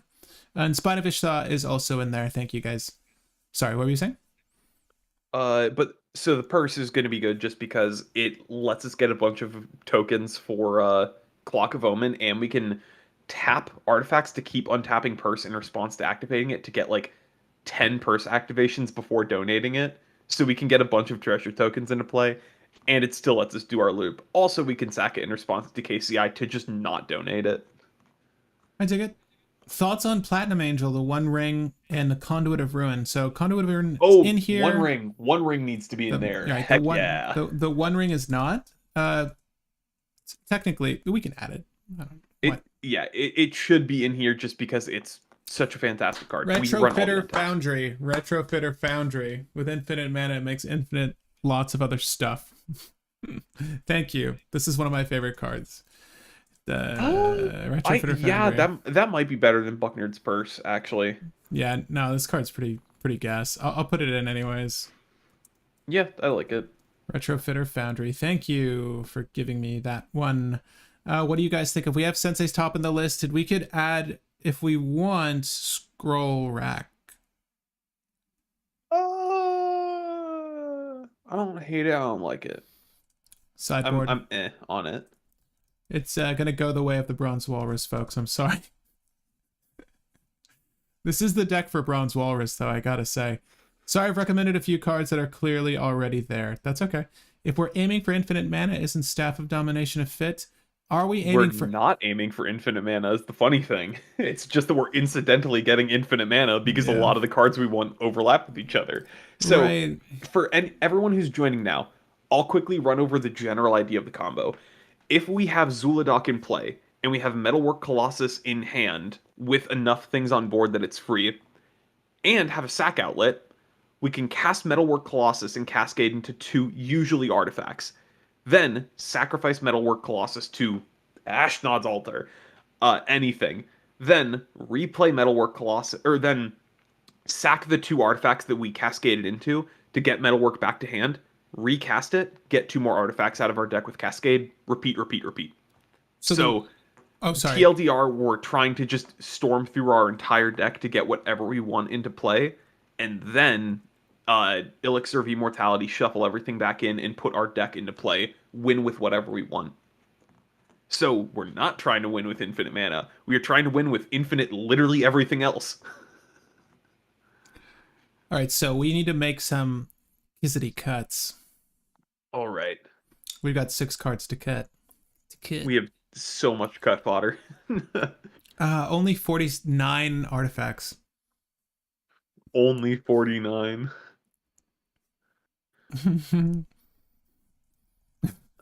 So we can keep the big artifact creatures. Yeah. Here, let's look at our sorceries first. Okay. We'll keep that. Do we cut Staff of Completion? Hold up. I'll let that be. That's your call. I know that it's your lovely child. So we have. Oh my god! I didn't realize that this was a card. Oh, sorry. I'm so sorry. I'm making cuts and we're just on me right now. So audience, if you're joining us at this very moment, we are making cuts to what is going to be probably the best colorless list. Or should I say color more at this point, deck you've ever seen. That's right. Zhulodok. Get excited. these cuts are going to be difficult. So this Karn the Great Creator, I didn't realize there was a version that like went with the old way of spelling out how cards would have been worded. This is so gross. I hate this. I hate this so much. Agreed. I'm gonna switch this Mark Zug. I'm sorry, Zug. It's great. It's just obnoxious. We're gonna go with this one. Okay. So do we like both of these? I thought I added the other Ugin. Apparently you did not. But we can add the Ugin cut. Probably Not of This World. I just don't think Not of This World is good. What? We can, and let's see. You don't think Not of This World is good? Like, yes, because it only counters a spell that targets a permanent you control and is only free if we have a very weird setup. Just no. Just no. All right. Where is Not of This World? Yeah. Look, it's but it's free. You don't like free? Patrick, if you keep arguing for Not of This World to stay in, I'm gonna think that you have a fetish for the creature in that art. I like Not of This World, right? It costs 7 a cast, and then don't we get the Cascade? Don't we get a free Cascade? We get a free Cascade if an opponent casts a spell that targets something that we control. I can get them to cast a spell at me. I'll just antagonize them until they start trying to target my stuff. And they're like, Not of This World. We'll call their mother a Murloc. Right, exactly, yeah. Your mother was a Murloc. So I'm gonna keep it for now. I'm sorry. I'm gonna keep it for now. I like it. It's cute, and it's cute enough. I think we can probably cut Dreamstone Hedron. Really? Just because it's a little too heavy and it isn't immediate draw. I think Coveted Jewel's better because it is immediate draw. Hold on. Oh, wow. Do you see this Ulamog? Devoid of flavor. This is a playable card. Oh my gosh, I love that. Me too. Okay, so I'm sorry. Oh, that's so fantastic. Oh that's my gosh, so I love good. That. Yeah. That is I want a copy of that now. Oh, you know what's even better? This Mer Enforcer. It's not showing up for me. Yeah, no, neither for me. They just don't have the image for that. Okay, there we go. I'm sorry. So you want to cut? Should we look through our creatures first, or would you rather? Our creatures are all pretty keepable because remember we do have Mycosynth Golem. So even if it's like a mediocre creature, it's actually not. Yeah. Damon Hunt again. I hope I have removal. Shia LaBeouf. Oof. It may not be cEDH, but surely it's awesome for us Timmies. You gotta have Tomb. I think we do have Ancient Tomb. You gotta have Urborg. I don't think we have Urborg. We also do not want Urborg. Yeah. My first live, by the way. Ma, thanks for joining us. Ma Tian Long. Appreciate you being here. I hope you're having a good time. Welcome. Thank you, chat, for welcoming. Goodbye, Not of This World. Oh, Bloodblade. not on my watch. Cascade after interacting is so cool though. Thank you, Alon. I think so too. Let's see. Or ability. You can also cast instant speed cards off Cascade. Yeah, not just spells. There's 3 Secret Lair cereal box cards. I had no idea. I had no idea. I want that baby boy from my Tron deck. Yeah. Okay, so you want to get rid of everyone's favorite Hedron. Explain. Dreamstone Hedron. I mean, it's just 6 mana, get 3 mana, 3 and Dynamo does it better. It can draw 3 cards, but we don't care.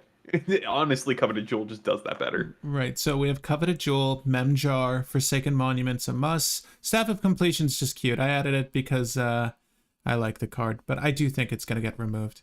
Unwinding Clock, untap all your artifacts. Astral Cornucopia is also probably cuttable. Right. I'm looking at Unwinding Clock, though. Untap all artifacts you control during each other player's untap step. I kind of wish we had artifacts that had some form of engagement, like some form of interaction to them. Yeah. And then, something like Unwinding Clock would be really cool. But right now, we just have some light stacks, like not like a negligible amount. It's just these 2. Am I correct? Yeah. But it's mainly because we want to try to get our commander into play super quickly and then try to win the turn after or the same turn. So yeah, that's the reason why we don't like stacks. Koldrotha Forge Master is kind of gross. Like, obviously we want to do the thing to get the artifact, like our win cons, but it's just yeah, we do need to make artifacts like in mass, and I don't know if we're going to be able to get there reliably with Forge Master, but well, obviously we need to keep it. As long as we hit like one thing with Forge Master, I think that we're fine. Like we just Right. need the one activation. We don't need to make a bunch. We just need enough. It makes me want more draw utilities though. Like Staff of Completion was practically there for the pay for life draw. Because I don't think we don't care about our life necessarily, but the 3 mana draw a card. Well, the most depressing line that you can ever say in Magic the Gathering. That sounds terrible out of context. Right. We don't care. We don't care about our life. Yeah, that's irrelevant. So I actually brought my entire Tron deck at MagicCon because I got one of the secret layers and sold it. Solid. Sorry, we're still doing stuff. And we're still trying to find the cuts, because how many cards do we need to cut now? We still need to cut at least 4. All right. So we got rid of Astral Cornucopia? We did indeed. Okay, so it's so we're that up to date. Yeah, I think we can cut the expedition map. I was looking at it. I mean, if we get the land, we get the land. Is that what you're saying? You don't want to just find the land. Moonsilver Key is super good. Like that's a good tutor. Yeah. Is there a cause? Do we run Pyre of Heroes like in any world? Do we have a 7-cost Eldrazi that's useful? But we didn't add any, but we could. I don't think there's a good 7-cost Eldrazi, period. Yeah, I don't know. But I bet you there's a good I bet you there's a good 4-cost Walrus. Pyre of Heroes, yes. Find the walrus. Turn bronze walrus into silver walrus. And then silver into gold walrus. Transmutation. And then so you better destroy the Pyre of Heroes before I hit my platinum walrus. Everyone's screwed as soon as the platinum walrus hits. I kind of want to run walrus now. I feel like we're underselling how good the walrus could be. We're really not. It's comparable to Metal Worker. Well, here's the thing. If we don't have artifacts in our hand, then Bronze Walrus is just better. But also, Scry 2 means it can help our Cascade. No. Just no. It helps our Cascade. Which makes me think that one something Zolfir land that scries as enters the battlefield, that could be cute, but not a 99 card singleton. Do you think that we could cut Scroll Rack? So I added this because I do agree that it does help with the Cascade. True. Okay. I was completely missing that. Right. Never mind. I retract what I was saying. Right. Yeah, Scroll Rack makes sense. And you also made that mistake about the walrus. And I'm gonna leave it to the chat, guys. The walrus.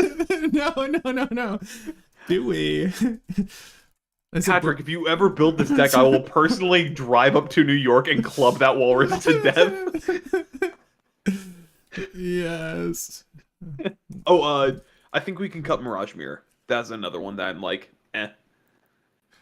Okay, so I leave it to you, chat. The fate of this deck is in your hands. Honestly, I am enjoying this deck so much in theory that I could definitely see myself building this out. But please let me know if you guys want the walrus. Do we save a walrus today? In the arms of a walrus. All right. No, stop it. I'm watching the ball stick up. You monsters. But seriously, like, this isn't just our list. This is your list, audience. And I want to know, like, when you build this deck, if I go to a Magic Con, am I going to see a Bronze Walrus at the table? I just want to know. But help us make the cuts, really. I don't know if I'm cutting Expedition Map, says Alon. How much tutoring do we even have? There's a lot of utility lands you might want to have access to. If it's cuttable, but I wonder if there aren't better cuts. Yeah, it's rough because it's like a high cost to like get the ball rolling on that. But honestly, I understand what you're saying. There are some utility lands that could help us get the ball rolling, but I don't know if we really necessarily need tutors for them. I can understand where Will's coming from. It's the walrus that I don't understand. So it's with the lands, it's like we don't have a land that's insanely high impact, and for stuff like the Tron lands, we should never get to the point where Tron is going to be relevant unless we had the miracle all three in our starting hand. I don't think Tron's ever going to be relevant in this deck, but if something happens and someone stacks out the game, I do like having them in the deck. And to the audience members curious about Bronze Walrus, I'll leave it on the screen now. Okay, so we need to consider the 3 more cuts, and then we can start testing this bad boy and letting the world know if we've... Did you already cut Mirage Mirror? No, I haven't. I'm sorry. Was this a recommended cut? Yeah, this is what I was thinking, because I just looked at Mirage Mirror and I'm like, it's cool because it gives us combo lines, but Right. we already have enough combo lines. Right. No, I agree with that. So we need to cut 2 more things. I kind of like everything else in here. I guess out of all of these artifacts, the one thing I dislike... I mean, it's like Mystic Forge is part of a cute combo. It gives us additional card to play, right? You may cast artifact spells. Yeah, no, it's too really good here. It's too good here. Yeah. It's weird because I've been thinking of this deck, like, it's so hard for me to wrap my mind around us building a colorless deck that I'm not immediately seeing some obvious lines of play here, but I'm sorry. What was it? Crap, what do we just bring up before? Bronze Walrus. Not Bronze Walrus. It was... That's common. That's common. Go on. What was the thing that... So, not Mirage Mirror. Mystic Forge. I will say, the only, like, pseudo-sad part about Mystic Forge, Zhulodok does say, when you cast a colorless spell from hand. Or a colorless spell 7 cost created from hand, I believe. So, it's the Mystic one Forge thing won't work holding with us that, back. But... Because it's sad because I wish that we could cascade into cascade into cascade, but right. Yeah. It's still good enough though. It's still good enough. I think we can probably cut the Everfull Purse, the Bucknerd's Everfull Purse. It can probably be cut. Am I looking at it? Oh, there it is. Yeah, no, I agree. And then how are we feeling on Voltaic Servant? We've got 1 more card to cut. Is Voltaic Servant good enough? I like Servant just because it should be good enough. It's relatively cheap. It's a thing that we can tap to our tap effects, and it untaps our stay tapped artifacts. So the audience was iffy on Barricade Breaker, the improvised 7-drop. Yeah, I like Barricade Breaker though. It's just very nice in general, but a lot of our artifacts are mana rocks, so I can understand why we could cut it. Right. Well, are a lot of our artifacts mana rocks? Let me see here. A lot of them are either mana rocks or untap effects. Are we still okay on Lotus Petal, or is this like just one easy cut away? I think we could potentially cut Lotus Petal, but I do still like it because it does give us a really good turn 1, or a better turn 1 at least. Right. I mean, it opens up options in a very slight range. Yeah. We could cut a land. I think we could get away with cutting a land if we need to. Okay. Well, do you want to cut... Maybe Vesuva, just because it enters play tapped? Right. I would say that's a little worse than Thespian Stage. At least in our deck. All right. And then obviously we might have to make room for Bronze Walrus. It really depends, chat. It really depends on you. Is Cloudstone Curio not in the list, or is it too risky? Cloudstone Curio does not let you bounce artifacts. That's the reason why no Cloudstone Curio. Mm-hmm. It just does nothing, sadly. Oh shoot, I'm sorry. Let me text my fiance, chat. Talk amongst yourselves though. Let me know how you're feeling about this list so far. I'm about to close off the poll on the Bronze Walrus. I'm very serious. We'll add it. I'll add it. But I want you to get your voices heard, okay? I don't want you to come to an LGG stream and feel like your voice wasn't heard. No matter what Will says. Sorry, just throwing you under the bus needlessly. There you go. All right. Let's test this out. Okay, so can you see these hands? It's time delayed for me by like 20 seconds, so I'm probably not going to be able to see it. Unless you want to screen share in Discord, then I will be able to see it. This might mess up their view of you. True. Yeah, then never mind on that. No, no, I'll just deal with the time delay. sorry, no, I do want to. We'll set that up next time. The bronze. If you want, you can shut off the will cam. I think the audience has seen enough of my handsome face, and then you can do screen share. No. We keep I can the live will. with that. We keep the will cam. Oh, do we have Karn Lattice? At this point, Walrus adds. At this point, Walrus adds so much character to the deck. Bloodblade says that Bronze Walrus supporters are simply trolling me. No. I think no. I don't. Why would they do that? That's doubtful. I think Karn Lattice could be okay, but I think we don't need it. Yeah, I don't think so either. But we have Eye of Ugin in this hand. So does Eye of Ugin cost reduce Ugin himself?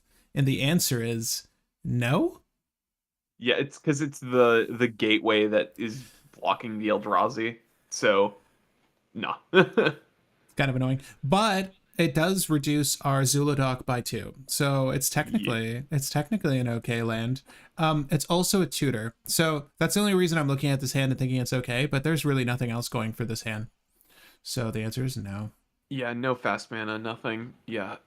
It's dumpable. Oh, this is also dumpable. We have Ugin the Spirit Dragon, Clock of Omens, Voltaic Servant, Chromatic Orrery, All is Dust, Scroll Rack, and Not of This World, which will probably get taken out for a Walrus, it looks like. Ashnod's Altar, City of Traders, Ugin the Ineffable, Moonsilver Key, All is Dust, Mycosynth Golem, and Urza's Factory. So the issue we're having here is that we're just not hitting any of our fast mana. Moonsilver Key does transform into fast mana if we really want it, but we need to get it activated. Right, I would want a City of Traders, Moonsilver Key, and then what? Urza's Factory next turn, like tap the trader. So iffy. Someone keeps asking for Urborg. Are we thinking about the same Urborg? It makes it so our utility lands can tap, like our Eye of Ugin can tap for mana, but it's like... No. Are we referring to, like, we can't use Urborg. Yeah, we can't use Urborg. Yeah, we can. The one that adds black mana? No. The one that makes everything a swamp. It doesn't add black mana. It makes itself a swamp and then can add black mana, but it does not add black mana, so it's colorless. All right, well... So yeah, you can run that, but we won't run that, but we could run that. So we're not going to keep this hand, right? That was the one with the Moonsilver Key, right? Yeah. So yeah, I think we probably don't keep it. We might be able to, but So we're trying to find the best opener possible, gang. So just to give ourselves the best odds, and for the love of, we're not finding a thing. Hang tight, Will. I'm gonna like really go through these hands. Oh, there's our Lotus Petal. Really go through these hands and try to find like a decent start. Like we have a bunch of ramp and a bunch of like other pieces. So I'm surprised. I'm not seeing any of it. So this is a Metalworker hand, but with one land in Urza's Saga and Moonsilver Key. That's rough. Sculpting Steel though to make another Metalworker. I'm sorry, can you guys see this? There you go. Tomb. Okay. This deck, yeah, LOL, this deck, Brandon, I know. What is going on? I think we need to add all the 2 CMC rocks, my friend. I really do. Yeah, I think we can cut some of the higher CMC stuff and just add a bunch of 2 CMC rocks. Oh, there you go. How it took this long to find a mana vault? Okay. Or our Basalt Monolith, or our Grim Monolith, or our Mana Crypt, or our Soul Ring. Okay, so I'm gonna keep this. Like I don't even think that we can say that it's like, oh, deck bad, because it's really like statistically we went through how many cards? Like 54 or something like that. I mulled to a 0 keep is practically what happened. So yes, and it took us that long to find something with fast mana. Yeah, I swear sometimes it's like playtester, like it just makes you brick. Like those are not good. But I know we want to keep this, so I already drew. For sure we want to keep this. Let me No, Yeah, because that's what is turn one metal worker and then turn two all the things. right. And thank you for the subscribing. Thank you for subscribing. If you want to buy Zhulodok, you can do so in the affiliate link in the description. And yeah, be sure to like, share, and subscribe. Anyways, Mana Vault, Metal. I mean, I'm sorry, this is what we're doing, right? Oh, I'm sorry, that's Retrofitter Foundry. We want to keep that in our hand. All right, so let's just hope that no one swords our metalworker, because, come on, don't do that. I think I sold my metalworker. How much are they now? Probably still a lot. 150. Yeah, that's a lot. I'll buy a damaged one, maybe. All right, so metalworkers on the field. Next turn. Did we hit our land? No, but that's okay. So, all right. So we're gonna tap metalworker, revealing Spine of Ishta, Clock of Omens. Literally everything. That's 12. All right. All right. So yeah, we produced 12 mana. Let's go ahead. I'm sorry, this is tapped. Then, if we want, we can play Clock of Omens plus something else, then tap Clock of Omens and the thing, and then produce what would that be? 8? Well, produce so 8? So we have 1, 2, 3, 4. We have 12 mana, right? Let me just track this. Okay, so we have 12. So you're suggesting we do Clock of Omens, which I think makes sense. Wait, actually, is Retrofitter Founder Clock of Omens? No, that's not infinite. That's almost infinite, but that's not infinite, right? Well, wait Actually, up. Wait. Is Retrofitter just infinite with this setup? So it's 10. No, so we need Clock of Omen to play. So that would be, we get 8 every time we do that, and we need to tap Retrofitter, untap it. Artifacts, untap target artifact.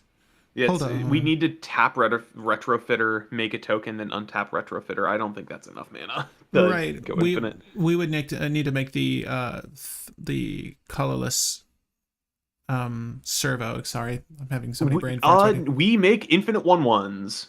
Right? So pay 2. So okay. Well, that is infinite 1/1s, and we can turn them into. Actually, no. Yeah, that's infinite mana.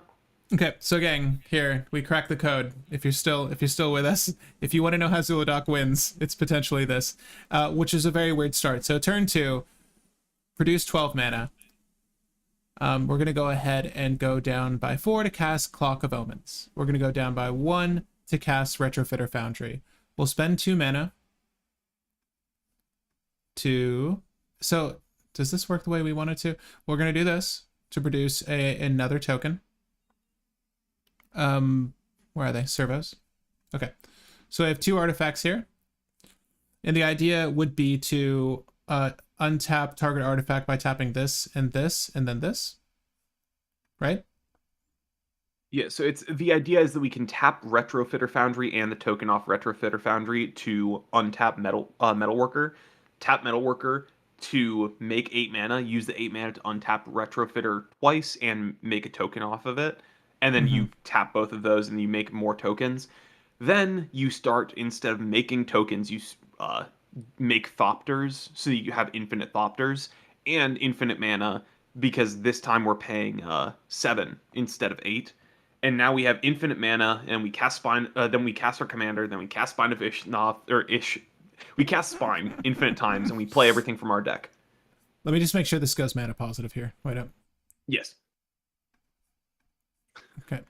Well, actually, we just... No. What am I doing? We just want to go to 5, then tap these 2, right? And then produce another 8. So we technically... We're going up 1 each time? So we're going neutral because we're paying 3 to untap the Retrofitter, 2, so 5 in total, to make the 1/1, then 3, so 8 to untap Retrofitter. Then we tap the 1/1 and Retrofitter to untap Metalworker. So that's 8, but we're making infinite tokens. Then we can, instead of making a token, sacrifice a token and make a Thopter, which costs 1 less mana. So that makes infinite mana. So it's with our infinite tokens, we turn them into infinite Thopters, and those infinite Thopters will let us tap to, will let us make infinite mana. Right, so, because the equation changes to 1 instead of 2. But yeah, it's a very odd setup. Yeah, that had me going. Okay, so gang, this is a combo in the deck apparently. Clock of Omens, didn't think about that. Clock of Omens, Retrofitter, Foundry, and Metalworker. If you were following along there, yes, it was confusing. for me as Oh my well. gosh. So turn 2 win. Nice. Right. So let me just see. Yeah, it's 3, 5, 3, 5. Yeah. All right. Infinite tapped tokens. Why would So you add? Might be very so good. it's infinite tap tokens, but then we can, instead of paying 2 to make a token, pay 1 to basically untap a token. So then that means that we're going to be paying 7 instead of 8 for the loop, which is enough to make us infinite mana. That is a very weird line. Right. So let's just like go to the logical conclusion here. Let's just pretend that these are Thopters. We've made the infinite mana. We're gonna untap here, untap here. Clock of Omens goes infinite with a paper bag. Yeah, it's true. Yeah. We're gonna go ahead and bloop. So we Just play Zhulodok, then we right, play Spine, and we keep recasting Spine infinitely to put our deck into play. right. So because we cast this, destroy target permanent, will destroy someone's land. Whenever it's put into a graveyard from the battlefield, return it to its owner's hand. So, oh, you're saying you want to destroy itself. It destroys Excuse me. itself, and then Yeah. do it again and again and again. Right. Then we get Elixir of Immortality and Blasting Station. Then we just use Blasting Station and kill everybody with our Right. Foundry. You may cast it without paying its mana cost. Yeah. Exile a non-land card that costs less. That's weird. So I guess we would have to cast this. Am I wrong? When you cast this one, exile cards from top of your library to a non-land card. Costs less, so we'd have to cast Spatial Contortion as one of them. I believe so, but we Right. what does Spatial Contortion do again? It's an instant speed spell. Target creature gets +3, -3. Oh yeah, until end we of turn. kill one of our Thopters. Whatever. Right. Yeah, that's fine. If there weren't targets for it. Yeah, I'm trying to think if there's any sort of issues we can run into with this. You may cast. You may cast. We can choose to not cast it and put it on the bottom with everything else. But basically, we want to go through our list until we hit the Blasting Station or Grinding Station or anything. right, Just anything that lets us kill. right. And Metal Worker was essentially trying to help us just get the Cascade effectively. So this is a very weird line of play. I feel like okay, I don't know if we want to revise the deck list yet, but I feel like Not yet, but that was interesting. Also, I'm Yeah. gonna turn on my light because it's finally starting to dim, so my face is turning blue on cam. Yeah, that was so weird. And thank you. Yes, Spine of Fish Saw is going to target itself. That was a very unique hand. Like, it wouldn't have worked if we had any less artifacts, so top decking another artifact was great. That was funny. That was very funny. I didn't even think that we were gonna get there, and that got there. Yeah. Yeah, it's funny. I just wanted to, Brandon, go through your deck. I know I didn't want to go through the whole process, but provided we all know what the end game was there. It was definitely a blasting or grinding station at that point. Are those the only wins in this deck right now? I don't know. Let me quickly check the thing. I'm going to find another ideal starting hand for us. Oh, this works. This one's good. So this is Emergent Stone, Soul Ring, Mox Opal, Cityscape Leveler, Ancient Stone Idol, Moonsilver Key, and Manifold Key. In theory, we can also just stacks people out a little bit with like Void Winnower and stuff, and Ulamog away everybody's lands, and then just win with infinite Thopters. So we can Ulamog wipe out every permanent on our opponent's boards. So that's the other win. We can just kind of tell everyone you're not playing, pass the turn, and then kill. So that's our other win. That is a lot of mana. Yeah. So how do you tutor for a Metal Worker? In this deck, it's going to be the Forge Master, or It's Forge Master, the Scrapyard Recombiner, or Eye of Ugin, or Conduit of Ruin. Yeah. So four cards. That's not horrible. Yeah. But I mean, it seems like a carry. I think and noting that this is colorless, like that's pretty good, having 4 solutions. And there's Conduit of Ruin right there. So we're gonna start with Emergence Zone. And I don't think we win at instant speed here, but we're not going to be concerned with that right now. We're going to play the Manifold Key into the Soul Ring. We have 1 generic floating. I'm going to use Manifold Key to untap the Soul Ring. I will also play the Mox Opal now. I have Metalcraft, excuse me.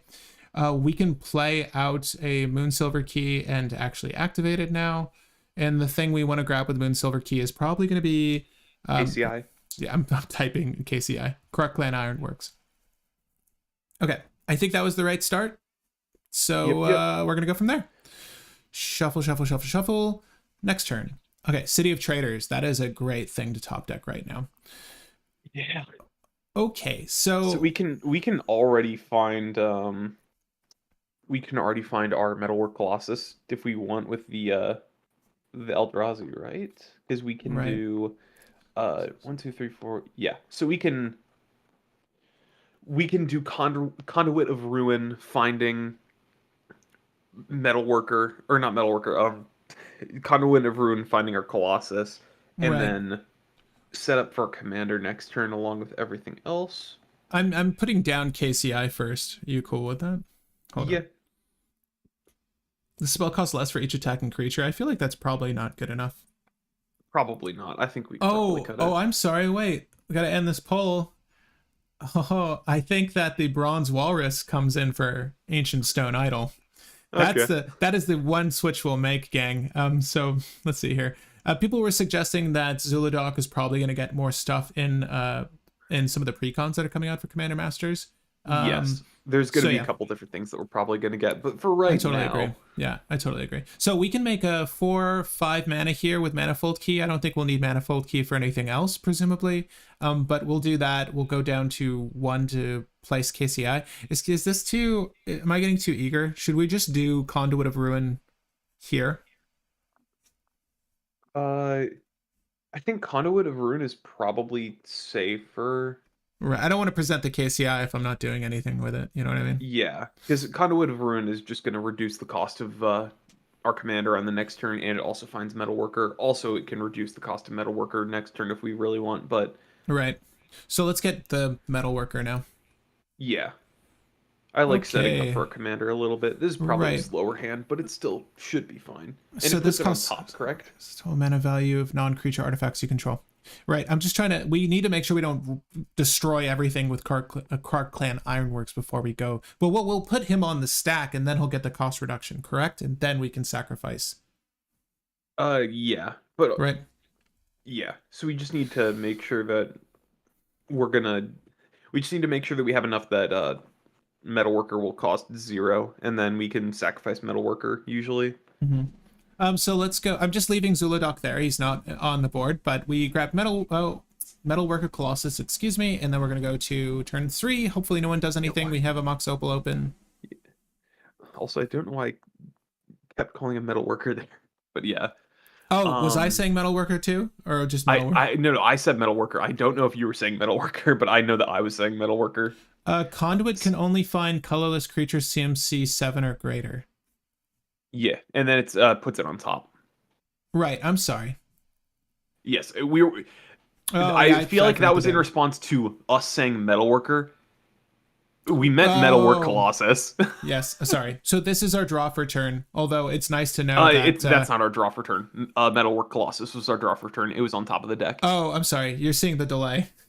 Oh yes, sorry. Metalwork Colossus is our draw for turn. But yes. yeah, Forsaken Monument would have been sweet. You said that perfectly in time with drawing the Forsaken Monument on my screen.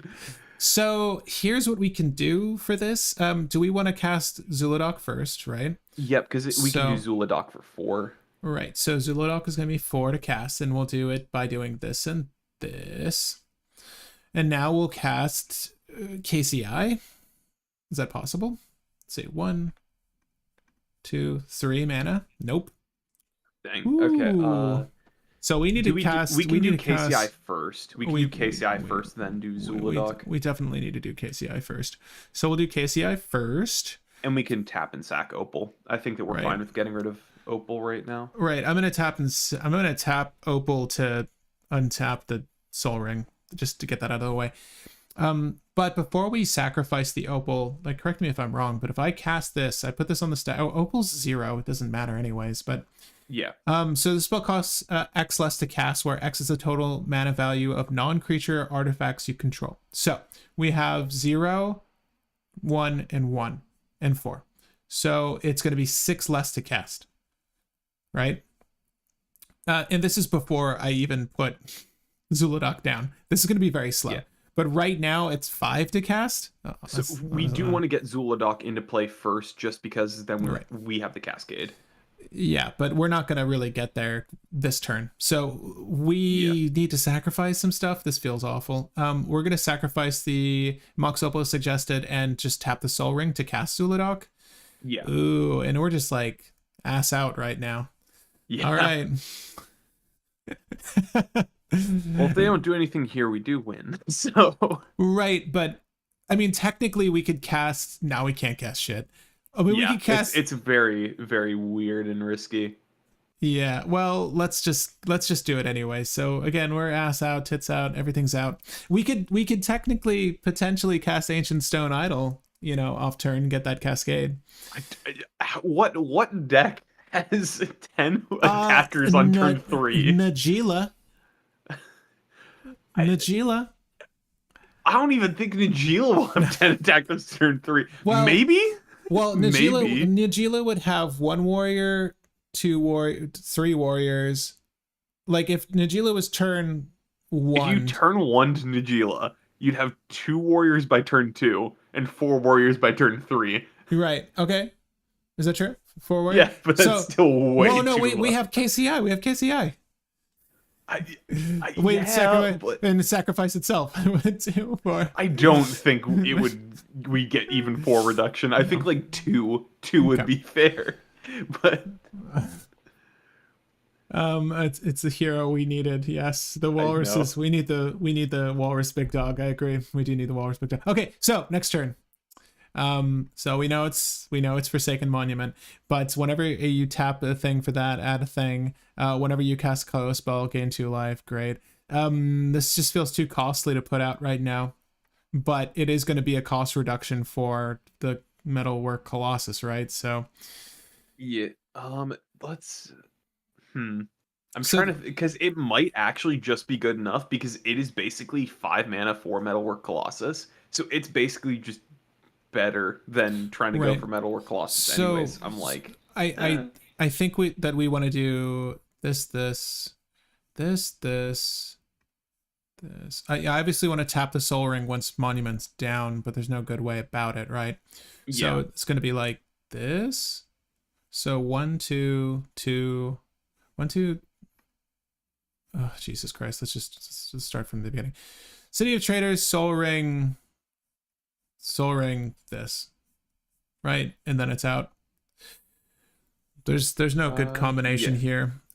We can obviously sacrifice a thing and then untap this. No, we can't. We just have the 2 things. So I think it's probably City of Traders, Manifold Key, and Soul Ring twice for that, and then we have Forsaken Monument. Our Metalwork Colossus now costs 0, so we can cast Metalwork Colossus, and then in theory we should just be able to do the loop here. Right. So okay, we don't have it, but we might have it. Right. Because we need to make sure that we hit enough things, and we need to hit enough artifacts to keep going, basically. All right, so let's do the thing. So let's cast him. He cost 0 to cast. Yeah. And just by virtue of the fact that we have 5 plus 6. 5, 4, 1, and 1. Yeah. So that's 11 on the dot. All right, so we cast Metalwork Colossus for 0. And he's also cost 2 less because of Conduit of Ruin, but also true. Yeah. That's neither here nor there. Irrelevant here, but yeah. So we're gonna exile off the top. Not of this world. We can cast technically, but we can elect not to. Is not of this world the counterspell? Yeah. It doesn't have a legal target. Right. Well, yeah, it's a May anyways, right? So yeah, so it would just get shuffled to the bottom. Right. I'm gonna leave it there. God, how do I put this at the bottom? You shuffle everything once you're done. So next card, what is it? What do you mean? Here, wait. Second Cascade. We have Mycosynth Golem, which is not less. Sorry, I was really hopeful. Ugin. Ugin, which one? This is Ugin the Spirit Dragon. That's good. It's not exactly what we want here, but it should be fine.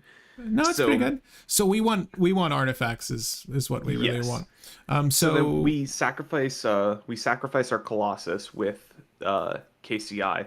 Then we sacrifice probably Soul Ring and Manifold Key to return Colossus to hand, and then recast it with our 2 floating. right, we need to hit artifacts. So does Ugin make their spirits, right? Or no, that's the other one. So yeah, this doesn't really help us. He's target removal and board wipe. Yeah, it's not very good in this particular moment. So we cast it again. And I'm sorry, do these get shuffled back into the deck? Is that what you're saying? Put to the bottom in random order. No, we're gonna leave them there for now. Okay. Yeah, Gemstone, that makes sense. Gemstone Caverns, Titan's Presence. Exile target creature with the power less than or equal to revealed card's power. That's cool. As additional cost, sure, we're gonna reveal Ancient Stone Idol, And we kill one of their things. We kill one of their things. Sure. We need artifacts. There you go.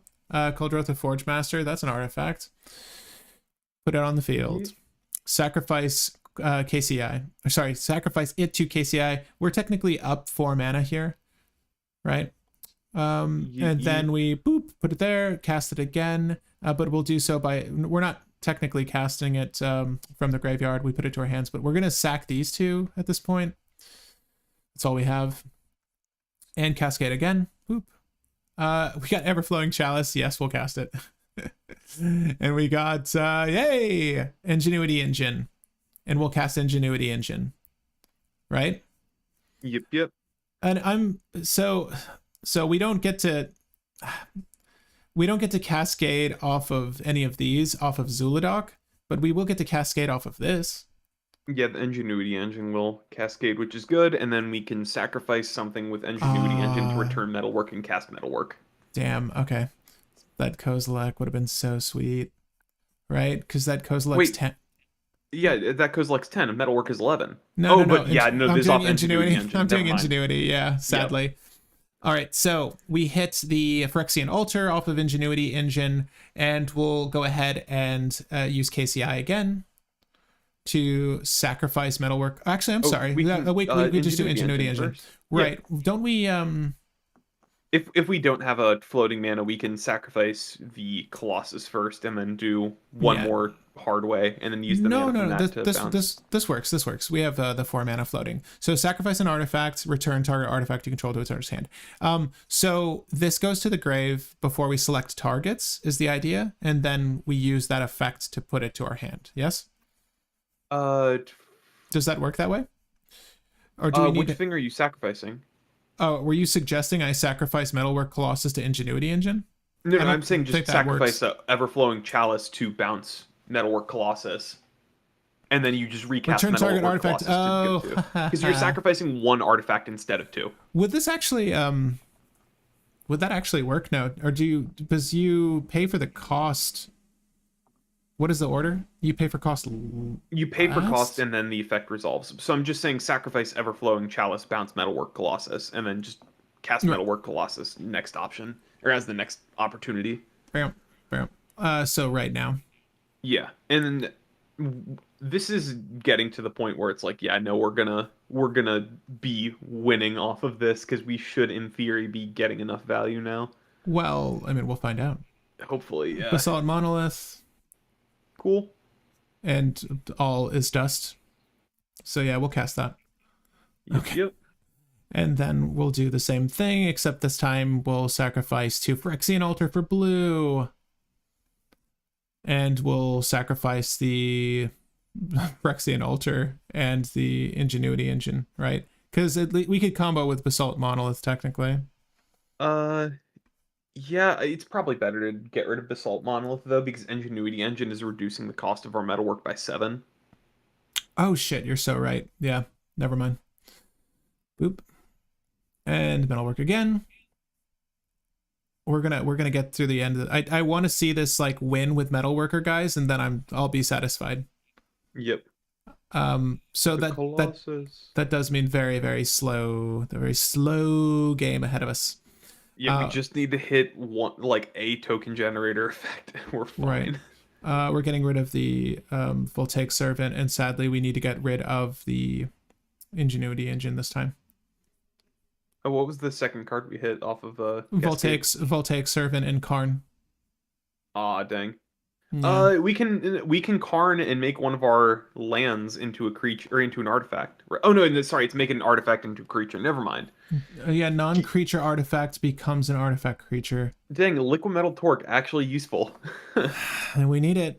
Yeah, Apparently it's we need not it. bad. It's not bad. Oh, how much is this to cast now? So it's gonna be five.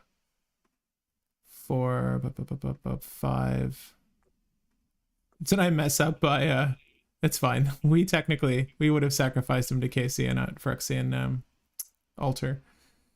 Right? But Yeah. that's enough, right? We had 6 mana floating plus the 4. Technically we would have sacked it to the KCI instead. Let me know, you keep calling Metalwork Colossus Metalworker. I'm so sorry. I don't Everyone know why. knows what we mean right now, though. Sensei's Dividing Top. Sensei's Dividing Top and Lotus Petal. Yeah. Value. All right. Indeed. So we actually stop here. Yeah. So yeah, this is part of the reason why I was like, yeah, I want to run as little interaction as possible. We need the high artifact count. Mm-hmm. Yeah, we just want to hit. Yeah, that's kind of sad. Like we maybe okay. So I think we're probably done with that. But guys, thanks again for joining us on the stream. I just want to talk about the deck and maybe ways to improve upon it if you're looking to make Zhulodok. I think that honestly, the Hedrons, like the Dreamstone Hedron, might be advisable only because it's a static 6, right? And it can help to cast him technically, yeah. But it would have been better than Lotus Petal in this instance because it would have been the difference of us continuing or not, right? Between Sensei's Dividing Top KCI and Dreamstone Hedron. Not to say that it was a mistake cutting it. It's just I do think it does need that influx of big or high cost artifacts and probably removing much of the interaction. I kind of hate saying that. I don't know. What do you think? Hopefully the deck just outpaces everything. Maybe, I mean, well, like we end turn, I say we end turn, but we did end with Karn the Great Creator and Ugin the Spirit Dragon out. So it's not like it was bad. We also cast All as Dust. So yeah, so all as Dust wiped everything, and then we have Ugin to start lightning bolting people, and then we'd hopefully be able to ult Ugin at some point, because now our opponent's artifacts are off, and our opponents only have lands and artifacts in play. So in theory, that was actually a win. So right, because we just nuked the board. Technically have a couple of really great blockers over here. Like I'm not worried. I don't know. Yeah, I feel like I'd actually count that as a win because it was in a position where the game was probably lasting 6 more turns just based off the stacks that we got into play, and Ugin was going to be killing anything that enters and would probably be able to ult. If we ult Ugin, we win. Right, yeah, we would have totally used the +2 just twice in a row, kept him around, and then yeah, we would have been okay. Yeah, it's weird because we didn't because in an ideal world we would have. Okay, so we want a Metalwork Colossus through our deck until we hit what is the dream? Retrofitter Foundry. So Retrofitter Foundry gives us the artifact tokens, then we can loop through with Elixir of Immortality, putting our entire deck into play because we're sacrificing the Retrofitter tokens to get other artifacts into play. Right, so let's do Retrofitter Foundry. And just so we all know how this functions. Wait, is there... Okay, so it's relevant because we're spending 2 to create, like we're getting KCI's effect to produce 2 mana off of the Metalwork Colossus, and then we're able to produce a Servo, which will also generate 2 mana.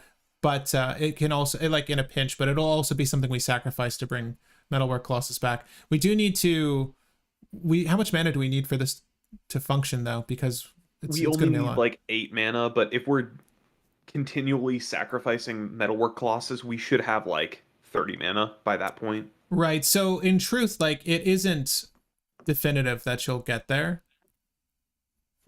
There is a chance that you brick, but you in theory should be able to get there because it'll keep going. Also, you're going to be hitting mana rocks while you're going through there, so you get the mana rocks into play, tap them, sack them to Metalwork Colossus, repeat.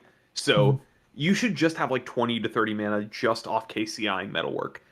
if you count all of your mana rocks in your deck, it's probably closer to 40. And you only need to have enough to make like a token off of Retrofitter, and then use or activate Elixir of Immortality. So Right. you should be able to get there very easily and very consistently once you start the loop up. Right, and Elixir of Immortality in this instance, like from all the cascaded cards, you're suggesting you just want to put them back in your library. Yeah, so it's you get enough cards, or you get enough cards into play, and then with whatever you sacrificed before, you can get them all into play off of Elixir of Immortality, shuffling them back in, and then you just continue the loop, and you got half of them into play because you generated enough mana using the loop again. Then then you shuffle it back in again, get the next half, get the next half, get the next half, and then you get everything into play. Honestly, because this loop. relies so heavily on KCI, I almost feel like the ETB generate artifacts are probably still worthwhile, like the Battlesphere.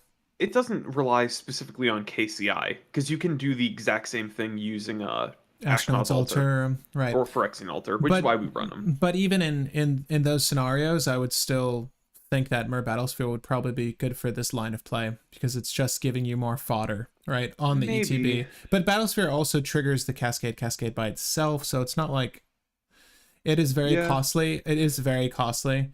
There is an argument because it does also give us another token generator instead of just Retrofitter Foundry and the engine, because the engine kind of does it as well. Right. But I mean, the real combo you want to shoot for people is Metalworker, not Metalwork Colossus, the Retrofitter Foundry, and your Clock of Omens with 4 artifacts in hand. The fact that we just stumbled into that, like, is this combo? Oh, sorry. I didn't think that's a thing that we can do, but that worked. Yeah. So this is combo, yes, but it has some stacks elements as interaction, right? I think that the only interaction should be stacks. Okay, so here's let's talk about this. I think the only interaction for this deck should be stacks, and it should be by way of artifacts, right? For Metalworker, for Metalwork Colossus, for all of our affinity, and for the sole fact that it plays well into the KCI line of play that we were illustrating here. And even if we pull into Phyrexian Altar and Ashnod's Altar, the main priority is keeping KCI around. So once we do, because it hits a majority of our deck as opposed to those two other ones. I do think that high costed stacks probably effective.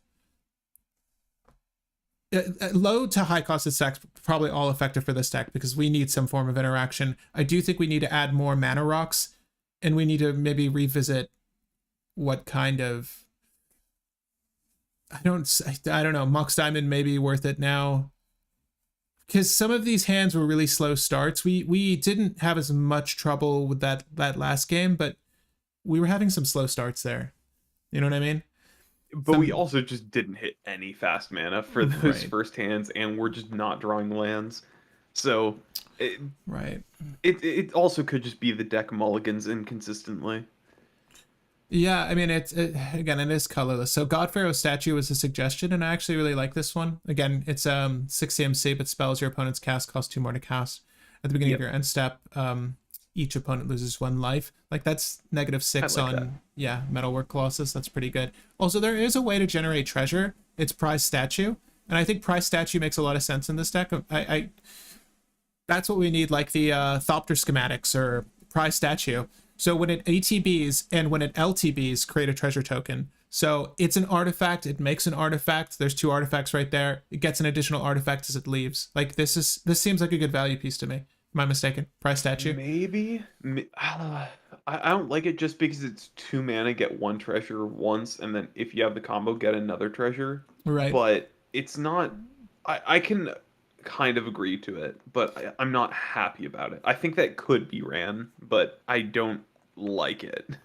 I don't personally hate it. I like the fact that it's giving us artifacts, which is relevant to this deck, or at least so far as the Metalwork Colossus is concerned. And if Metalwork Colossus is the thing that we're going to tutor for, and also the Coldrotha Forge Master or whatever his name is, does it sacrifice artifacts or artifact creatures? Like it sacrifices artifacts, right? So artifacts in general. So right, so that's 2 artifacts for the cost of 1, and or ramp technically, because this is technically, if you really want to look at it this way, a 2 CMC rock, right? Yeah. So I don't really hate it, but yeah, I think there's a few things you can do to tweak this list to make it a little bit more efficient or get there more consistently, but it's not bad. I think we can answer the question though. Is it color less or color more?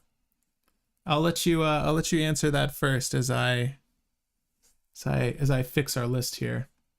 Are you saying me or just in general? What? No, to the audience and obviously you. But just so you guys know, yes, Bronze Walrus is going in. Don't worry. Bronze Walrus is going in for Ancient Stone Idol because I think it would have been leagues better than Ancient Stone Idol. So, sold. Bronze Walrus. You got it, gang. And again, if you want to check out the list, it is obviously in the description for you. But I think that this is actually color more. Will it cEDH like the thumbnail says? I think it could, like, depending on what tables you're playing at. Like, if you're going to go to a competition, this might have a little bit of a tough time. And I will state that if it's a a tournament that doesn't allow proxies, well, good luck with Mishra's Workshop, because, like, yeah, that's that's kind of expensive. It's well over $3,000. So, if you're trying to build this deck on a budget, I would say that you certainly could. I think Mishra's Workshop is probably needed more in this list than any other list, but that isn't to say that it's not doable. I think that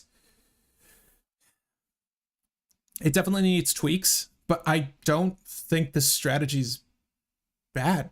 I really don't. But yeah, thoughts, Will? The deck worked relatively well. I mean, I did say, like, we're probably going to try to go for wins on turn 3. With this very rough approximation of the deck, it did hit around there.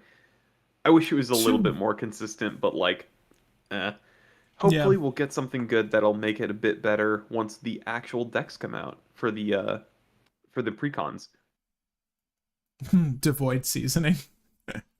Would you be interested in an Arcane Signet from MagicCon? Would I? Of course. Treasure Keeper is a pseudo Cascader when sacrificed. Treasure Keeper. And also people were suggesting that Inventor's Fair is another way to tutor. And that is absolutely true. An expedition map could find it.